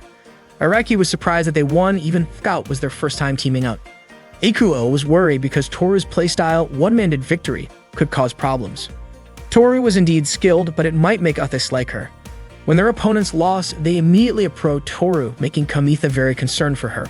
Fortunately, the opponents just gave Toru a thumbs to Kamitha. This situation was more worrisome than Toriling in the game. Kamitha overheard Kyoko and Makoto discussing their foe approach and greeted them. Suddenly, Makoto was startled and tried to hide. Kyoko introduced Makoto to Kamitha, mentioning that she was on disciplinary committee at school. Makoto was upset that Kyoko had revealed this. Kamitha remarked it wouldn't be good if Ruise, the head of the disciplinary committee, found out, but Kyoko assured him that Kamitha would keep it a secret. Makoto said it was fine. She was accompanying Kyoko because she was worried about delinquents, and protecting a student from incidents was part of the disciplinary committee's role. Toru then approached them and Kyoko greeted her. Kamitha asked if Toru lost her game. It turned out Toru was going to a ring session afterward, located near Thacian. Kyoko mentioned that the tutoring place was quite famous. Toru then said her guys. Kyoko commented that Toru was very pretty and asked Kamitha if Toru was a 30 student. Kamitha confirmed that she was a third year and a friend of his older sister Moe. He mentioned that he and Toru had been playing games together lately. Kyoko then, if Kamitha was also attending tutoring, warning that if he relaxed too much because he was a second year, he might not advance to the next grade. She even teased that they might be in the same class next year. After leaving the game, Sentimito went to Toru's tutoring place to pick up a brochure. Helner was thinking about what would happen if he attended the same tutoring place as Toru. Endly, Kamitha saw Ikuo, even though he had previously said he would study at home. Kamitha became anxious of what Ikuo was doing there. He was shocked to see Ikuo and Toru enter the ring place together. Kamitha couldn't believe what he had just seen. Upon arriving home, he asked Moe for her perspective. He inquired about Ikuo. Moe mentioned that Ikuo's grades were excellent at that time, unlike in grade school. A guy as cool as Ikuo would be liked by many girls. Moe then asked if Kamitha wanted to know what others thought of him, but Kamitha quickly retreated to his room. The next day at the game center, Araki and Ikuo tried the bus road game. They lost multiple times because they couldn't operate the bus timely in traffic jams. They wondered how Kamitha could play such a difficult game. Araki vowed to beat Kamitha's high score. Meanwhile, Kamitha and Toru were waiting in line to play Gusgal. When it was their turn, Toru was well known among the kids at the game center, and they invited her to play with them. Toru asked Kamitha and he agreed, choosing to play the bus road game instead. The game center was bustling on the weekend. Kamitha couldn't get close to Toru at all. It's no surprise Toru became popular. She was a girl obsessed with winning. The line of people wanting to play with her was long, even though battling against her would be more interesting. Kamitha didn't feel like playing the bus road game and decided to go to the restroom. Suddenly, Takeshi arrived with Hikari, and they approached Toru, who was playing Gusgal. Meanwhile, Makoto was posing in the photo booth when she heard a commotion between Hikari and Toru. Hikari demanded that Toru stop bothering others around her, but Toru replied that she was just playing normally. Kamitha saw this and approached them, trying to mediate. Hikari accused Kamitha of acting like a hero when in class he was barely noticeable. Makoto intervened, asking them to keep their voices down to avoid disturbing other players. Hikari sarcastically asked if Makoto wanted to take sweet photos, to which Makoto responded with a peace sign posed in a milk bath. Hikari told her to leave, stating she was there to avenge Takeshi. Hikari then challenged Toru to play Gusgal. They prepared for the game. Toru apologized to Kamitha for involving him because of her actions. Kamitha said that if Takeshi wanted revenge, it meant he had to join the game. Toru asked if Kamitha was okay being her ally since Hikari was intimidating. Kamitha replied he was used to Hikari's behavior in class. The game began. Araki just noticed Hikari's presence, and Ikuo wondered why she was at the game center. Kamitha mentioned that the current Gusgal game was a fast-paced type. Toru planned to create distance and observe Hikari's actions. Takeshi launched an attack toward Kamitha and Toru, but they managed to dodge it. Toru then attacked Hikari, but it didn't stop her. Hikari closed in on Toru and quickly kicked her. As Hikari prepared to finish Toru off, Kamitha clung to Hikari. After breaking free from Kamitha, Hikari searched for Toru, but Kamitha attacked again, luckily having a shield. Meanwhile, Makoto was shocked by her photo booth results showing her drenched in milk. She felt the photos resembled the main character from a picture book she had read before. Suddenly, someone mentioned that the book was titled The Princess and Her Milk Company. Makoto screamed in surprise upon seeing Ruize standing in front of her. Ruize asked if Makoto was taking photos at the game center and suggested she teach Makoto how a disciplinary committee member should spend their time. Araki finally managed to achieve the highest score in the bus road game. Ikuo informed Araki that a girl was being caught by the disciplinary committee. Kamitha mentioned that the girl was someone he knew, the same girl who had come to the game center the previous day. Makoto kept apologizing to Ruize for her mistake. Ikuo then asked if they should run away too. Araki wondered why the disciplinary committee wouldn't just leave game center enthusiasts alone. The Gusgal match ended and Hikari was finally defeated. Takeshi fell silent, disappointed that Hikari couldn't help him beat Toru. Hikari patted the silent Takeshi on the back and told him to stay strong. Kamitha praised Toru's skill for winning yet again. Suddenly, Araki and Ikuo warned everyone that they had to escape and pointed toward Makoto, who was being confronted by Ruize. When Kamitha saw this, he immediately urged Toru to leave. Hikari, confused about why Kamitha and Toru were running, then noticed Makoto and Ruize. She quickly grabbed Takeshi and ran away as well. The four of them hid in a narrow alley. Hikari blamed Takeshi, saying they could have won if Takeshi had defeated Kamitha first. They continued arguing until Takeshi finally said there would be no pay raise for Hikari.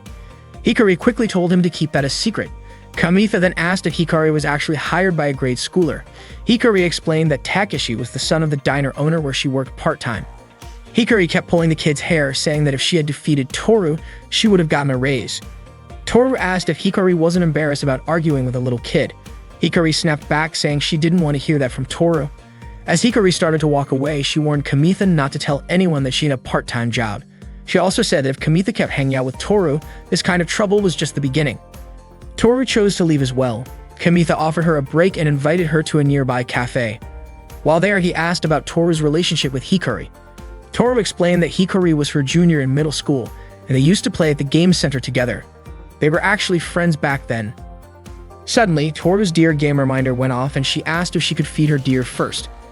Kamitha agreed and apologized for asking about things that weren't his business. Toru said that thanks to Kamitha, she had way more fun playing games now than she did in middle school. Kamitha commented that both the Miryusa game and the deer game were amazing, but Toru said it wasn't about the game itself. It was about who she played it with. Out of nowhere, Toru's game notified her that she could breed her deer with another player's deer to produce a cute offspring. Toru asked Kamitha if they should try breeding their deer together. Kamitha asked if Toru's deer was female since his was male. Toru showed him that her deer had no antlers. Kamitha immediately apologized, realizing he had assumed Toru's deer was male. Toru asked again if Kamitha wanted to go through with it, and Kamitha agreed. They proceeded with the breeding process in the game. During the process, Kamitha kept controlling his male deer to press strength, speed, and technique icons to hit the target. The success rate would determine the traits of the offspring. Toru noticed Kamitha's face turning red and asked if he was okay. It turned out Kamitha was feeling flustered about the idea of making offspring with Toru. Hearing Kamitha's ambiguous statement, Toru's face also turned red, and she told him to just do whatever he needed to do. The process finally finished, and they were surprised at how long it took. Suddenly, Toru asked for the cherry in Kamitha's glass. Kamitha was reminded of the time Toru had asked for his pudding during karaoke. He asked why she didn't just order a cream soda for herself. Toru replied that other people's orders always looked tastier. Kamitha admitted that he often thought the same thing but couldn't just ask like she did. As a trade for his cherry, Kamitha asked Toru to promise that she wouldn't ask for things from anyone other than him. Toru agreed, took the cherry, and smiled. That night, Toru went to buy a Guskull video game cassette. The next day, Araki and Ikuo were punished after being caught by the disciplinary committee at the game center. However, Araki didn't seem to mind. He was even enjoying himself, which only made Ruize furious. As a result, they were banned from going to the game center until the final exams were over. Araki was shocked that Ruize even called him a pervert. According to Ikuo, Ruize had sharp instincts, sharp enough to see right through Araki, who was in fact obsessed with fluffy animals. It turned out that the girl they had tried to save had also been caught by the disciplinary committee, making it difficult for them to come up with an excuse. In the end, they were accused of tricking Makoto into taking weird pictures. Kamitha was surprised by how strict the disciplinary committee had become. Araki explained that they had been that strict ever since they caught a pair of students fooling around in the pipe storage room 10 years ago. Ikuo also mentioned that Ruize had noticed them escaping the previous day, so now the disciplinary committee was keeping an eye on the game center. He suggested that they stay away from it for the time being. Araki then pointed out that Toru hadn't come to school that day and asked Kamitha if he knew why. Kamitha casually responded, "Maybe it's because we got married yesterday." Ikuo and Araki were stunned by his choice of words.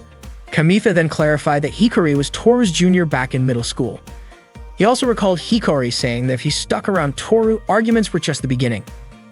Araki admitted that ever since they met Toru, the way they played games had changed. Ikuo noted that Toru was incredibly skilled in Miryusa, but Kamitha argued that all of them had improved because of her. Ikuo pointed out that Toru leveled up so quickly that it was hard to keep up with her, and because of that, they didn't have time to study. Wasn't that also a problem for Kamitha? Kamitha admitted that he had even started cutting into his lunch money just to play Guskull. Araki realized that being friends with Toru had affected their pride, their grades, and even their finances. He even found himself longing for the simpler days of playing casual games with just the guys. Kamitha then asked what they really thought about Toru, but they didn't understand what he meant. Kamitha explained that he had seen Ikuo and Toru at a cram school near the station. Ikuo asked what was wrong with that, pointing out that he had also seen Araki going on a date with Toru near the station. Kamitha was shocked and demanded an explanation from Araki. Araki explained that he just wanted a keychain like the one Toru had given Kamitha, so he had asked her to find something similar for him. Araki was surprised by Kamitha's reaction, especially since Kamitha had previously called him a fluffy animal maniac. Ikuo laughed, unable to believe how flustered Kamitha was. Ikuo then showed his Miryusa character without a hat, and Kamitha suddenly recognized it. It looked just like their grade school friend. It turned out that she was Ikuo's first love. He had coincidentally seen her at the cram school near the station and wanted to confirm it was really her. He hadn't expected Toru to be taking lessons there too, but after explaining his situation to her, he ended up enrolling in the class as well. Kamitha was relieved to hear the truth. Ikuo then asked about Kamitha's feelings. Kamitha simply said that he respected Toru as a gamer. That response made Ikuo and Araki burst into laughter. They thought Kamitha was just trying to dodge the question. Araki had already noticed that Kamitha was completely into Toru ever since he traded his rare item for her. If he wasn't, there was no way he would have given up something so valuable. Kamitha denied it, saying that wasn't what he was thinking at the time. Araki then asked Kamitha to let Toru know that he and Ikuo wouldn't be able to go to the game center for a while because they had to take care of the rabbits after school. Ikuo added that however far Kamitha wanted to take things with Toru was up to him. Kamitha just nodded in understanding. That day, Toru spent the entire time in her room, playing Gusgal to her heart's content. That day, Kamitha approached Hikari and asked if they could talk for a moment. Hikari told Kamitha to just talk in the classroom instead, but Kamitha insisted he wanted to discuss what had happened yesterday. Hikari was surprised. Her two friends were waiting for her to go to the cafeteria together. She told them to go ahead without her, saying she would catch up later. Hikari led Kamitha away and scolded him, asking why he wasn't keeping her job a secret like she had asked. She even questioned if Kamitha was planning something against her. Kamitha quickly reassured her, saying he would never do something so terrible. He explained that he only wanted to talk about why Toru hadn't shown up that day. Hikari immediately asked if Kamitha was accusing her of being the reason. Kamitha admitted that her words from yesterday had been stuck in his mind and asked her to explain what she had meant in more detail. Hikari simply replied that digging into someone's past was taboo. Hearing that only made Kamitha more curious. Hikari sighed and sat down on a chair, but Kamitha quickly pointed out that the chair she was sitting in was one he had specifically prepared for Toru. Hikari scoffed, saying Kamitha was being over the top by treating Toru like a princess. Kamitha retorted, asking how it was any different from Toru always sitting at her own desk. He even added that if Hikari kept complaining, she shouldn't sit there anymore. Hikari raised an eyebrow, impressed by Kamitha's boldness. She admitted she was surprised he could stand up to her like that. Then she started sharing her story. Back in middle school, Hikari and Toru were part of the same clique, which consisted of quiet, game-obsessed girls. Kamitha found it hard to believe that Hikari used to be like that. She explained that there was a boy who had his eye on their group, and Toru quickly became popular. The balanced interactions between boys and girls made many boys catch feelings for her. The boys began showing off their skills, but ended up losing to Toru in games, academics, and even sports. At that time, Toru was no longer seen as a princess, but as an unbeatable queen. The other girls in their group grew resentful because every boy seemed to be interested in Toru. Eventually, they all left the group. Hikari had once tried to warn Toru about it, but Toru didn't seem to care. By their third year of middle school, Toru was completely isolated. That was why Hikari had been worried when she saw Toru hanging out with Kamitha and the others. She even asked Kamitha if he felt like his pride had been crushed as well. Kamitha calmly replied that he wasn't the type to boast about himself in the first place. If anything, he leaned more toward being reserved. Hikari laughed, saying that someone like Kamitha probably wouldn't run away from Toru. Kamitha promised he wouldn't. Later that day, Kamitha called Toru and asked if she wasn't feeling well. Toru admitted she felt a little dizzy because she had just woken up. Then she asked if they were going to play Gusgal again. Kamitha explained that after what happened yesterday, the head of the discipline committee had been patrolling around the game center, so it wasn't safe to go there. Toru suggested they play Gusgal at her house instead. Kamitha was so shocked by the invitation that he fell over. He agreed and asked Toru to send him her address. After school, Kamitha went to visit Toru's house. When he arrived at her apartment building and mentioned he was Toru's friend, the elevator door opened immediately. He soon found himself standing in front of her door. Toru's older brother Sata welcomed Kamitha in and called out to Toru, telling her that Kamitha had arrived. Toru, who had just finished taking a shower, asked Kamitha to wait for her in the living room. Sava mentioned that Toru had been playing games until morning. He asked Kamitha if he was also into gaming. Sauda reminisced that the last time Toru had stayed up all night gaming was back in middle school. He wondered why Toru was gaming so much that she skipped school. Kamitha asked if Sauda had the day off. Sauda explained that he worked as a private tutor. He commented that Toru was still childish compared to his other students, and he hoped she would mature soon, especially since she was now in her third year of high school. While waiting, Kamitha noticed an old gaming console in the living room. Sauda mentioned that he used to play games a lot too. When Toru was in grade school, she craved attention from him, so they started gaming together. Kamitha recalled hearing that Toru had been competitive in gaming even as a child. Sauda shared that when they played games back then, they often came up with punishments for the loser. Toru would frequently get frustrated and end up crying when she lost. After Sauda stopped playing games frequently, Toru started inviting her male friends to play with her. Since her mind was constantly focused on gaming, Toru found it hard to interact with other girls normally. Sauda realized that this was his fault. He thanked Tomoe for helping Toru finally have normal friends. Sauda then showed Kamitha a recording from Toru's grade school days, where she won a game quiz and received the gaming console, now sitting in the living room as a prize. Toru walked in carrying drinks and immediately turned off the recording. Sauda asked why Toru looked annoyed when back then she used to show that recording to every male friend who visited. Toru replied that it was something she did when she was still a kid. Kamitha commented that the hat Toru wore back in grade school really suited her. Toru invited Kamitha to play Gusgul in her room. Kamitha felt nervous as he entered Toru's room. Noticing he was sweating, Toru opened the window to let in some air. Kamitha saw a few game character plushies on a shelf, all made by Toru herself. She told him how much she enjoyed making them and even offered him one if he liked it. Kamitha chose a bunny plushie to take home. Toru mentioned she planned to make plushies of Gusgul and Gasak characters next time and would work on them all night. Kamitha told her that Sauda was worried about her staying up late playing Gusgul and skipping school because of it. Toru fired back, saying she should be the one worried about Sauda, who always came home exhausted. She guessed he was struggling with dealing with modern high school students. Back when Sauda was in school, he had plenty of friends thanks to group activities. Even though things were tough for him now, he chose to keep going instead of giving up, and Toru said she couldn't understand why. She wondered if she would understand once she became a teacher herself. Kamitha was shocked to hear that Toru planned to become a teacher. He joked that she might end up being a quirky and unpredictable one. Toru shared that Sauda once told her she'd be good at a job requiring focus and high-level skills, but she still couldn't picture it, even though she was already a senior in high school. Kamitha suggested she could become a mascot maker since Takeshi seemed to like her keychain creations. After all, he hung one of her keychains on his belt. Toru complained that she couldn't defeat the new heavy armor boss in Gusgul. Kamitha realized that she had likely stayed up all night trying to beat it. Toru admitted she was still shaken after Hikari's kick in her last Gusgul session.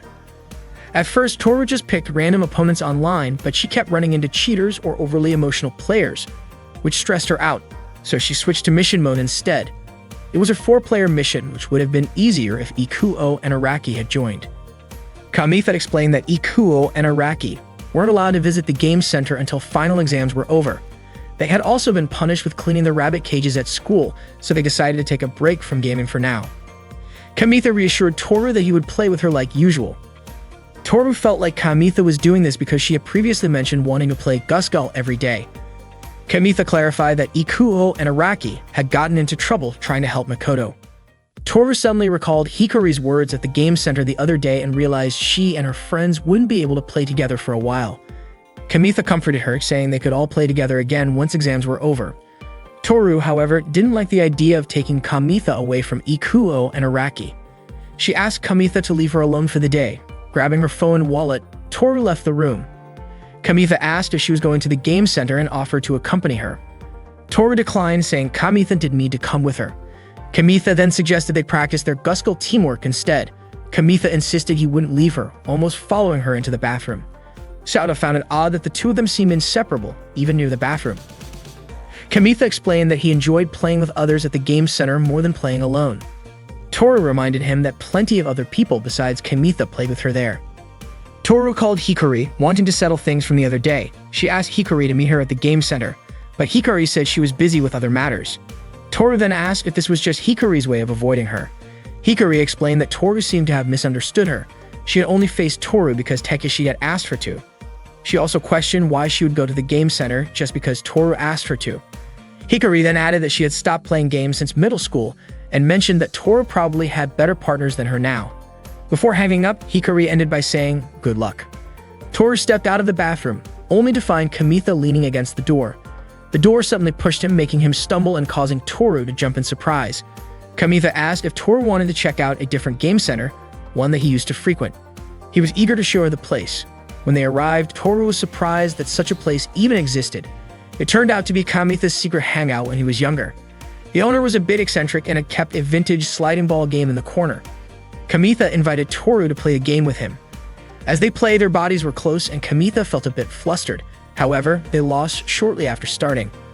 Kamitha explained that it was hard to maneuver the joystick while they were standing so close to each other. Toru laughed and said Kamitha should have just told her to move over. Kamitha then suggested they try a soccer game.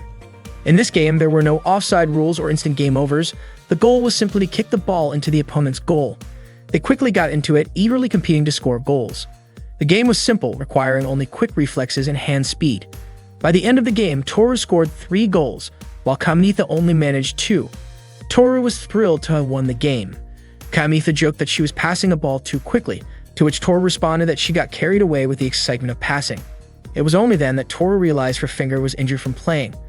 Kamitha immediately pulled out a bandage that Araki had given him at the game center when they had been playing the claw machine. At first, Toru brushed off the injury, saying it was nothing serious. But Kamitha pointed out that an untreated wound could lead to infection. Toru teased him, saying he seemed like a nurse. Kamitha gently applied the bandage to her injured finger, and Toru noticed that the design looked like a ring from a game. Kamitha handed her the remaining bandages to use in case she needed them later. Toru sighed and admitted that she was such a mess.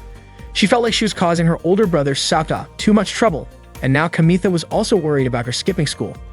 Kamitha reassured her, saying that Sato was kind-hearted.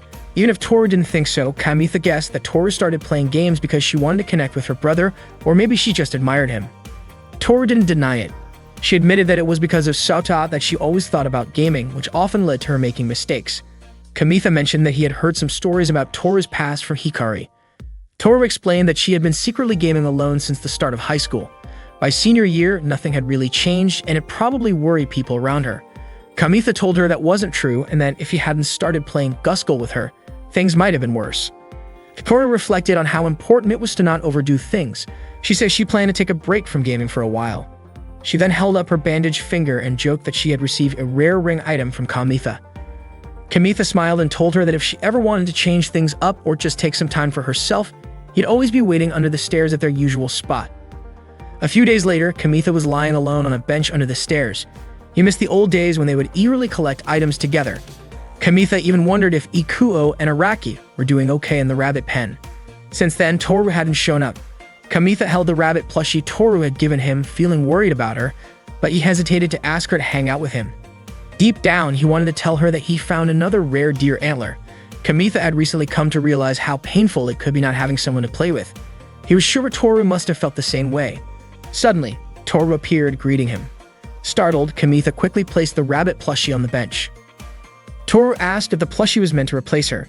Kamitha nervously invited her to sit down. Toru showed him a deer mascot she had made and called it Sikamas. She explained that she had created it while taking a break from gaming. The deer's antlers were detachable, so it could transform into either a male or female deer. Kamitha complimented her creativity. Toru shared that a friend had invited her to a comical market. Kamitha asked if that was some sort of cartoon and comic market. Toru admitted it would be her first time attending the event, so she was feeling a bit nervous. She then asked Kamitha if he was interested in going to comical market. Kamitha replied that he wasn't a big fan of crowded places. Toru mentioned that it didn't feel complete with just the girls going. Kamitha pointed out that there would probably be lots of girls at the event. But Toru explained that moving a large number of Sikamas would be difficult, so she hinted that she might need Kamitha's help. Toru moved closer to Kamitha, startling him, and showed him a comical market ticket. She asked if he would go with her. Kamitha chuckled, saying that going to the comical market together sounded a lot like a date. Toru, catching his humor, asked if he wanted to go on a date with her. She was fine calling it a date as long as Kamitha would help her prepare for the event. Kamitha agreed happily. Toru was surprised by how nervous she felt inviting someone directly. She admitted that while she often got asked out, it was a completely different feeling to be the one doing the asking. It even made her feel bad for the people she had turned down in the past. Kamitha decided to accompany Toru to the comical market. Suddenly, Shiori appeared, looking upset, with Tomoe trailing behind, trying to hold her back. Tomoe explained that she and Shiori had been worried, so they came to check on Toru and Kamitha. Shiori, visibly upset, blurted out her frustration. "I've always been the one inviting Toru, but she keeps turning me down." Then the moment Kamitha asks, she says yes right away. Toru quickly covered Shiori's mouth, telling Kamitha not to worry about it. She formally introduced Kamitha as her partner. Shiori introduced herself to Kamitha, but couldn't help asking what Toru meant by partner. Kamitha clarified that he was Toru's partner in Guskull. They teamed up in the game to take on opponents together. Since they were taking a break from gaming, Toru now called him her partner outside of games. Shiori still didn't fully understand, but one thing was clear. Toru and Kamitha were going to spend the entire day helping her. Toru would also be a model for Shiori at the comical market. Tomoe added that she would prepare plenty of lunch for everyone, though the event would likely be so busy they might not have time to eat. The day of the comical market finally arrived, and Kamitha went there with Tomoe. The comical market was bustling with people, reminding Kamitha of the time he and Tomoe got lost on Kibito Island. Tomoe asked Kamitha to stay close to her and let her know immediately if he needed to use the restroom. Kamitha panicked and begged her not to tell Toru about the time he wet himself in a crowd because he held it in too long. It had been his first trip to an amusement park, and although he had been excited, it ended in humiliation. Kamitha reassured her that he'd be fine because he was there to help Toru. They headed to Shiori's booth where Kamitha asked where Toru was. Toru was standing still at Shiori's booth looking downcast. She greeted Kamitha and Tomoe guessed she might be feeling unwell. Toru seemed unsure about her costume. Kamitha, however, was mesmerized by how smooth and delicate she looked. He asked what he should do. Shiori was selling her handmade costumes, while Kamitha was going to sell Toru's Sikamas dolls. Toru invited Kamitha to help assemble houses for the Sikamas. Shiori asked if Tomoe had tried on the costume she made. Tomoe admitted that she had made some adjustments at home. She promised to work hard not to lose to Toru. Kamitha and Toru finished their preparations and the 65th comical market was officially open as the clock struck 10. Shiori began to worry because Tomoe hadn't returned from the dressing room. She was convinced that Tomoe must have gotten lost. Shiori asked Kamitha and Toru to keep smiling despite the situation. The comical market was an animation-themed fair featuring booths that sold comics, games, costumes, animated merchandise, and more. It turned out that Tomoe really was lost. As she got close to Shiori's booth, she ran into someone cosplaying as Kibian and immediately went to greet them. Shiori was shouting to promote her costumes. The area was swarming with women, making it feel like a fashion island. Shiori encouraged Kamitha to shout enthusiastically too. Shiori called out to two girls passing by, Toka and Miu, and asked if they were interested in cosplay. Shiori offered Miu a bunny costume, saying it would look perfect on her because she was tall. Miu asked where she could even wear such a tight costume. Shiori reassured her that the fabric was smooth and stretchy, and it could even double as pajamas. Toka, on the other hand, was curious about the Sikamas. Toru explained that the dolls had detachable antlers, allowing people to switch between male and female designs.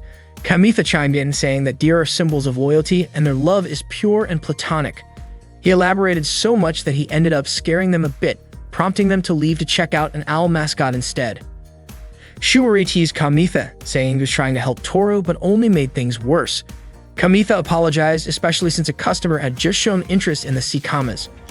Suddenly, Kamitha had an idea to use the Sikamas as costume accessories to increase their appeal. Shiori agreed, saying they would look like military medals. Kamitha wasn't sure where to place the deer, on the head, chest, stomach, or hips. He tried them all, which made Shiori laugh. She teased him by saying he looked like he was wearing a stethoscope. Toru, feeling like they were just making fun of her, got upset and stormed off. Shiori explained that Toru wasn't used to being teased like that. Leaving Shiori to watch the booth, Kamitha hurried off to find Toru. While searching, Kamitha overheard people talking about a girl in a Mariusa costume. He saw Toru surrounded by photographers, snapping her pictures. Toru looked uncomfortable, especially as some of them commented on how soft the bottom of her costume seemed. Kamitha pushed his way through the crowd, but someone scolded him for being rude. Kamitha explained that the model didn't like the attention and begged to get through, but he was shoved back. At that moment, Tomoe appeared. Kamitha asked her what she was doing, and she said she had been chatting with Kibian. Kamitha was astonished that Tomoe got lost for the same reason she used to in grade school. Kamitha told her he needed to rescue Toru from the situation. Tomoe suddenly removed her cover, revealing a Gusco costume. The outfit was so sexy that it immediately drew the photographer's attention, giving Kamitha the chance to help Toru. Toru managed to escape with Kamitha. Their hands were tightly clasped, and Kamitha could feel Toru's body trembling. Toru admitted she felt terrified when unfamiliar cameras were pointed at her. Kamitha apologized for staring at her costume earlier. Toru confessed it was partly her fault since she wasn't used to wearing costumes, and this was her first time participating in such an event. She also believed the photographers didn't mean any harm. Toru said she felt calmer now, thanks to Kamitha, and quickly let go of his hand. Kamitha asked why Toru had been in the costume hall. She explained that she was surrounded by people while trying to find the restroom. Kamitha suddenly remembered the time he wet himself in a crowded place. He quickly apologized for not realizing what had happened and offered to head back first. But Toru stopped him, asking for help. She didn't know how to take off her costume. Toru explained she couldn't find the zipper hook on her back and asked Kamitha to look for it. Kamitha started feeling around her back and located the zipper, but he couldn't find the hook. It seemed designed to stay concealed even when her jacket was removed. After some searching, Kamitha found the hook near the bottom of the zipper, just as he suspected. However, the zipper extended to a rather sensitive area, and Kamitha couldn't reach it properly. Toru lifted the bottom of her costume slightly to help him reach it. Once Kamitha pointed out the hook, Toru managed to handle it herself. She then invited Kamitha to accompany her to the restroom so he could undo it properly, and Kamitha agreed. Later, Toru regained her confidence and started posing in front of the photographers. She also helped Shiori sell her handmade cosplay costumes. Meanwhile, Ruize arrived to patrol the area, prompting Toru and Kamitha to hide from her. Toru was especially kind to visitors, including children who stopped by their booth. That day, their hard work paid off and the event went smoothly. That evening, they went to a cafe where Hikari worked. Hikari immediately put on her glasses to disguise herself. Kamitha was surprised to learn Hikari worked there and was puzzled by her glasses. He pretended not to know her. Toru stared at Hikari, prompting Shiori to ask if Toru recognized her. Hikari revealed that she was Toru's underclassman and Kamitha's classmate. She guided them to a table and, while secretly pinching Kamitha, asked how he knew she worked there. Kamitha claimed it was just a coincidence. During dinner, Shiori treated everyone as a way of thanking them for their hard work.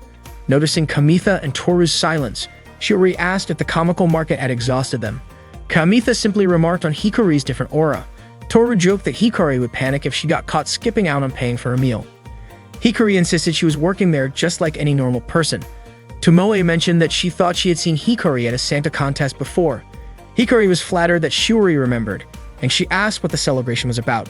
Tomoe explained that they had just come from the comical market. Tomoe teased that Toru had worn a bunny costume that day and forgot to wear underwear. Hikari playfully teased Toru, suggesting she was pushing herself too hard just because Hikari refused to hang out with her. Shiori, annoyed, called Hikari cruel and jokingly compared her to Winnie the Pooh, who's world famous despite only wearing a red shirt. Toru calmed Shiori down and told Hikari that she had placed mascot dolls at her booth and modeled the costume in exchange. Shiori chimed in, saying how hard it had been to convince Toru to wear the costume. Toru explained that she only refused at first because she didn't want to meet friends at the comical market. Hikari then asked how many mascots Toru had managed to sell that day. Toru successfully sold 3 of her handmade mascot dolls. Shiori mentioned that it was a pretty good outcome, considering it was Toru's first time attending a comical market. Tomoe then suggested to Hikari that they should wear costumes together sometime. Hikari was shocked to learn that Tomoe had also worn a cosplay costume. Tomoe showed her a picture from earlier that day, and Hikari was surprised before quickly turning her attention to serve the next customer. Toru wanted to give something to Kamitha as a token of appreciation. She handed him a Gusco keychain, explaining that she had already given the same gift to Shiori and Tomoe. Toru thanked Kamitha for helping her get through the day and then playfully winked at him, leaving Kamitha startled. Shiori, confused by their exchange, asked what they were talking about. Toru casually said they were praising how amazing Shiori's costume designs were. Kamitha then asked why Toru decided to create the Sikamas, mascot dolls. Toru explained that when Kamitha once told her about how much Takashi loved the keychain she had made, it inspired her to create something that could make other kids happy too. Shiori chimed in, saying that seeing the cheerful faces of customers was the charm of the comical market. Toru agreed, mentioning how much joy it brought her to see people smiling. Kamitha told her that she was perfect for being a mascot maker. Toru brushed it off, saying it wasn't realistic, but admitted she had started to consider career options. For the first time, she envisioned a path that would create happy memories, unlike her middle school days. With that in mind, she decided to take her college entrance exams seriously starting the next day. Kamitha was thrilled to hear that.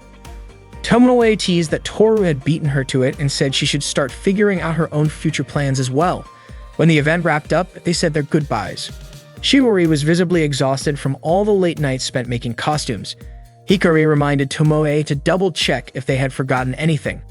Tomoe thanked Hikari, and Toru suggested they come back to the cafe again sometime. Hikari widened her eyes in surprise. Kamitha joked, asking Hikari not to make that face because it made her look scary, even though the apron suited her well. Hikari, annoyed, warned Toru not to bring up her job at school. Kamitha defended himself, saying he was just complimenting her. Toru teased Hikari, saying she was lucky to receive Kamitha's praise. As they all parted ways, Toru started walking home.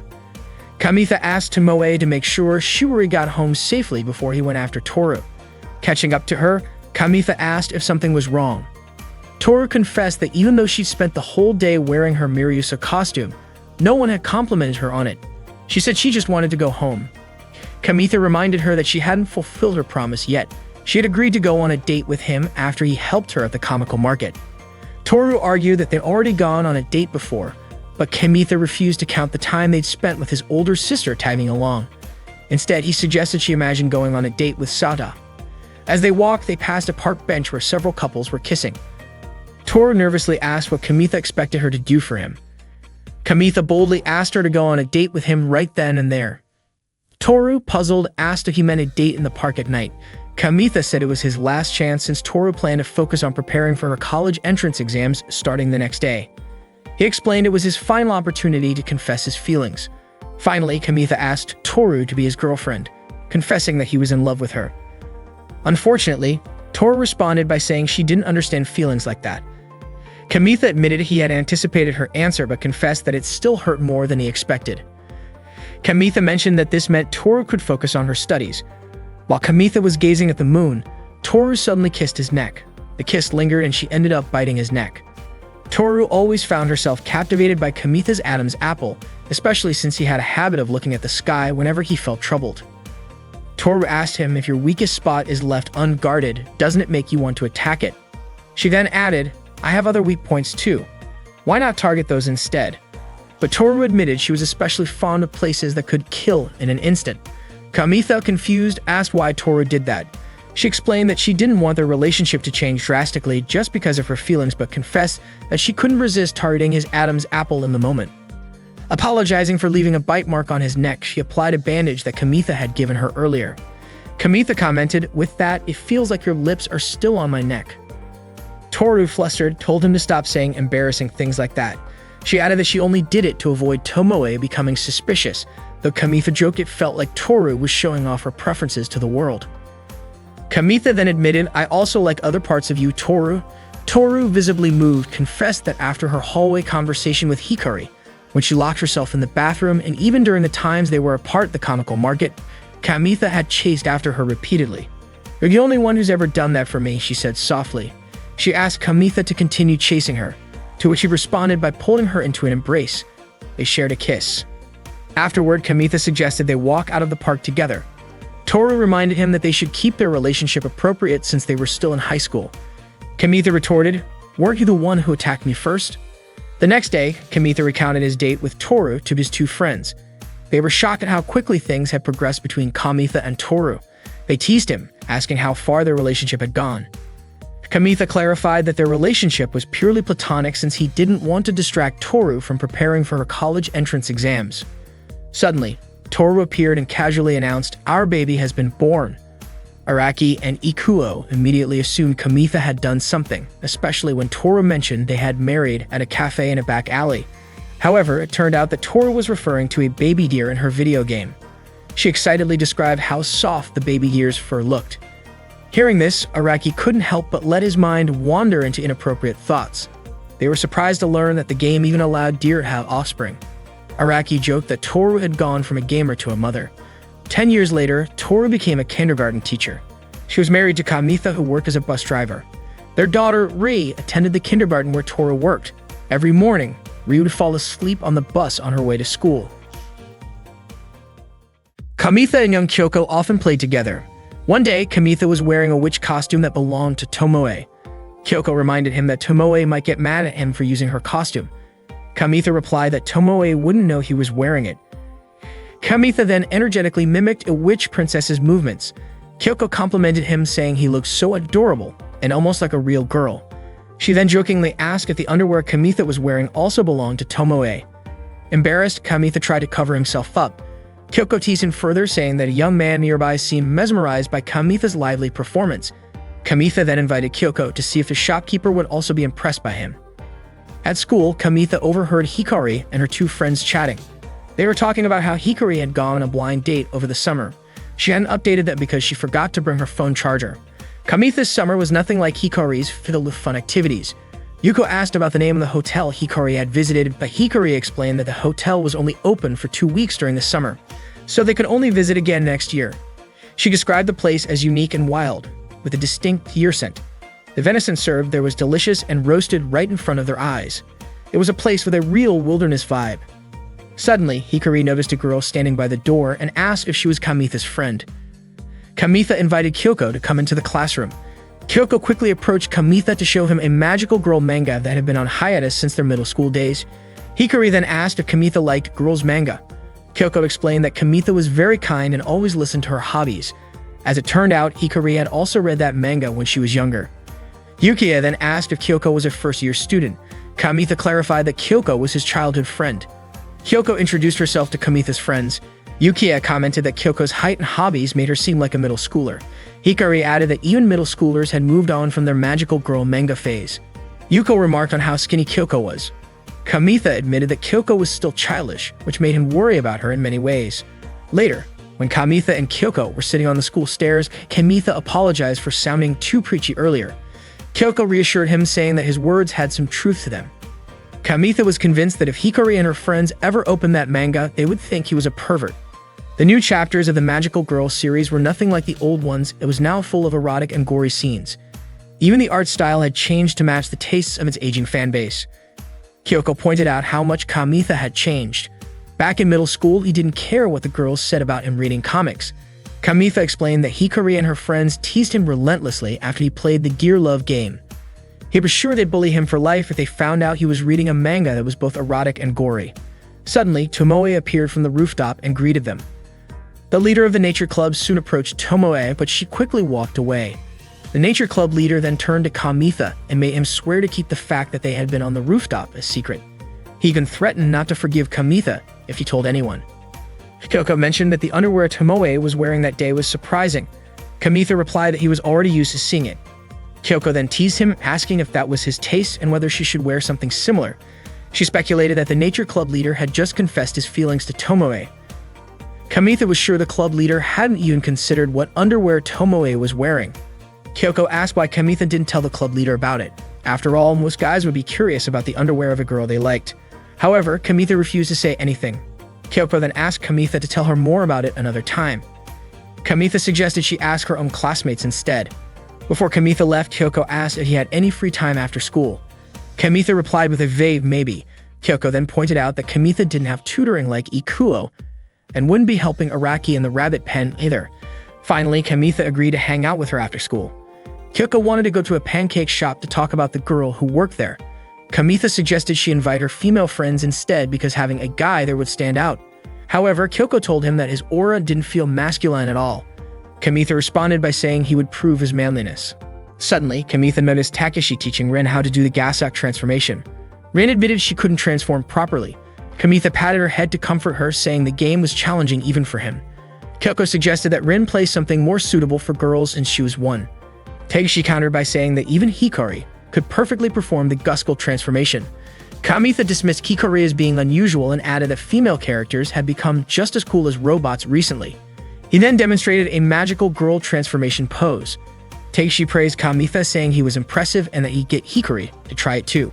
Takeshi and Rin looked cheerful again. Kyoko was surprised to see that Kamitha could pull off the latest magical girl poses. Kamitha admitted that he enjoyed making people laugh and happy. When they arrived at the pancake shop, Kamitha became the center of attention because he devoured so many pancakes.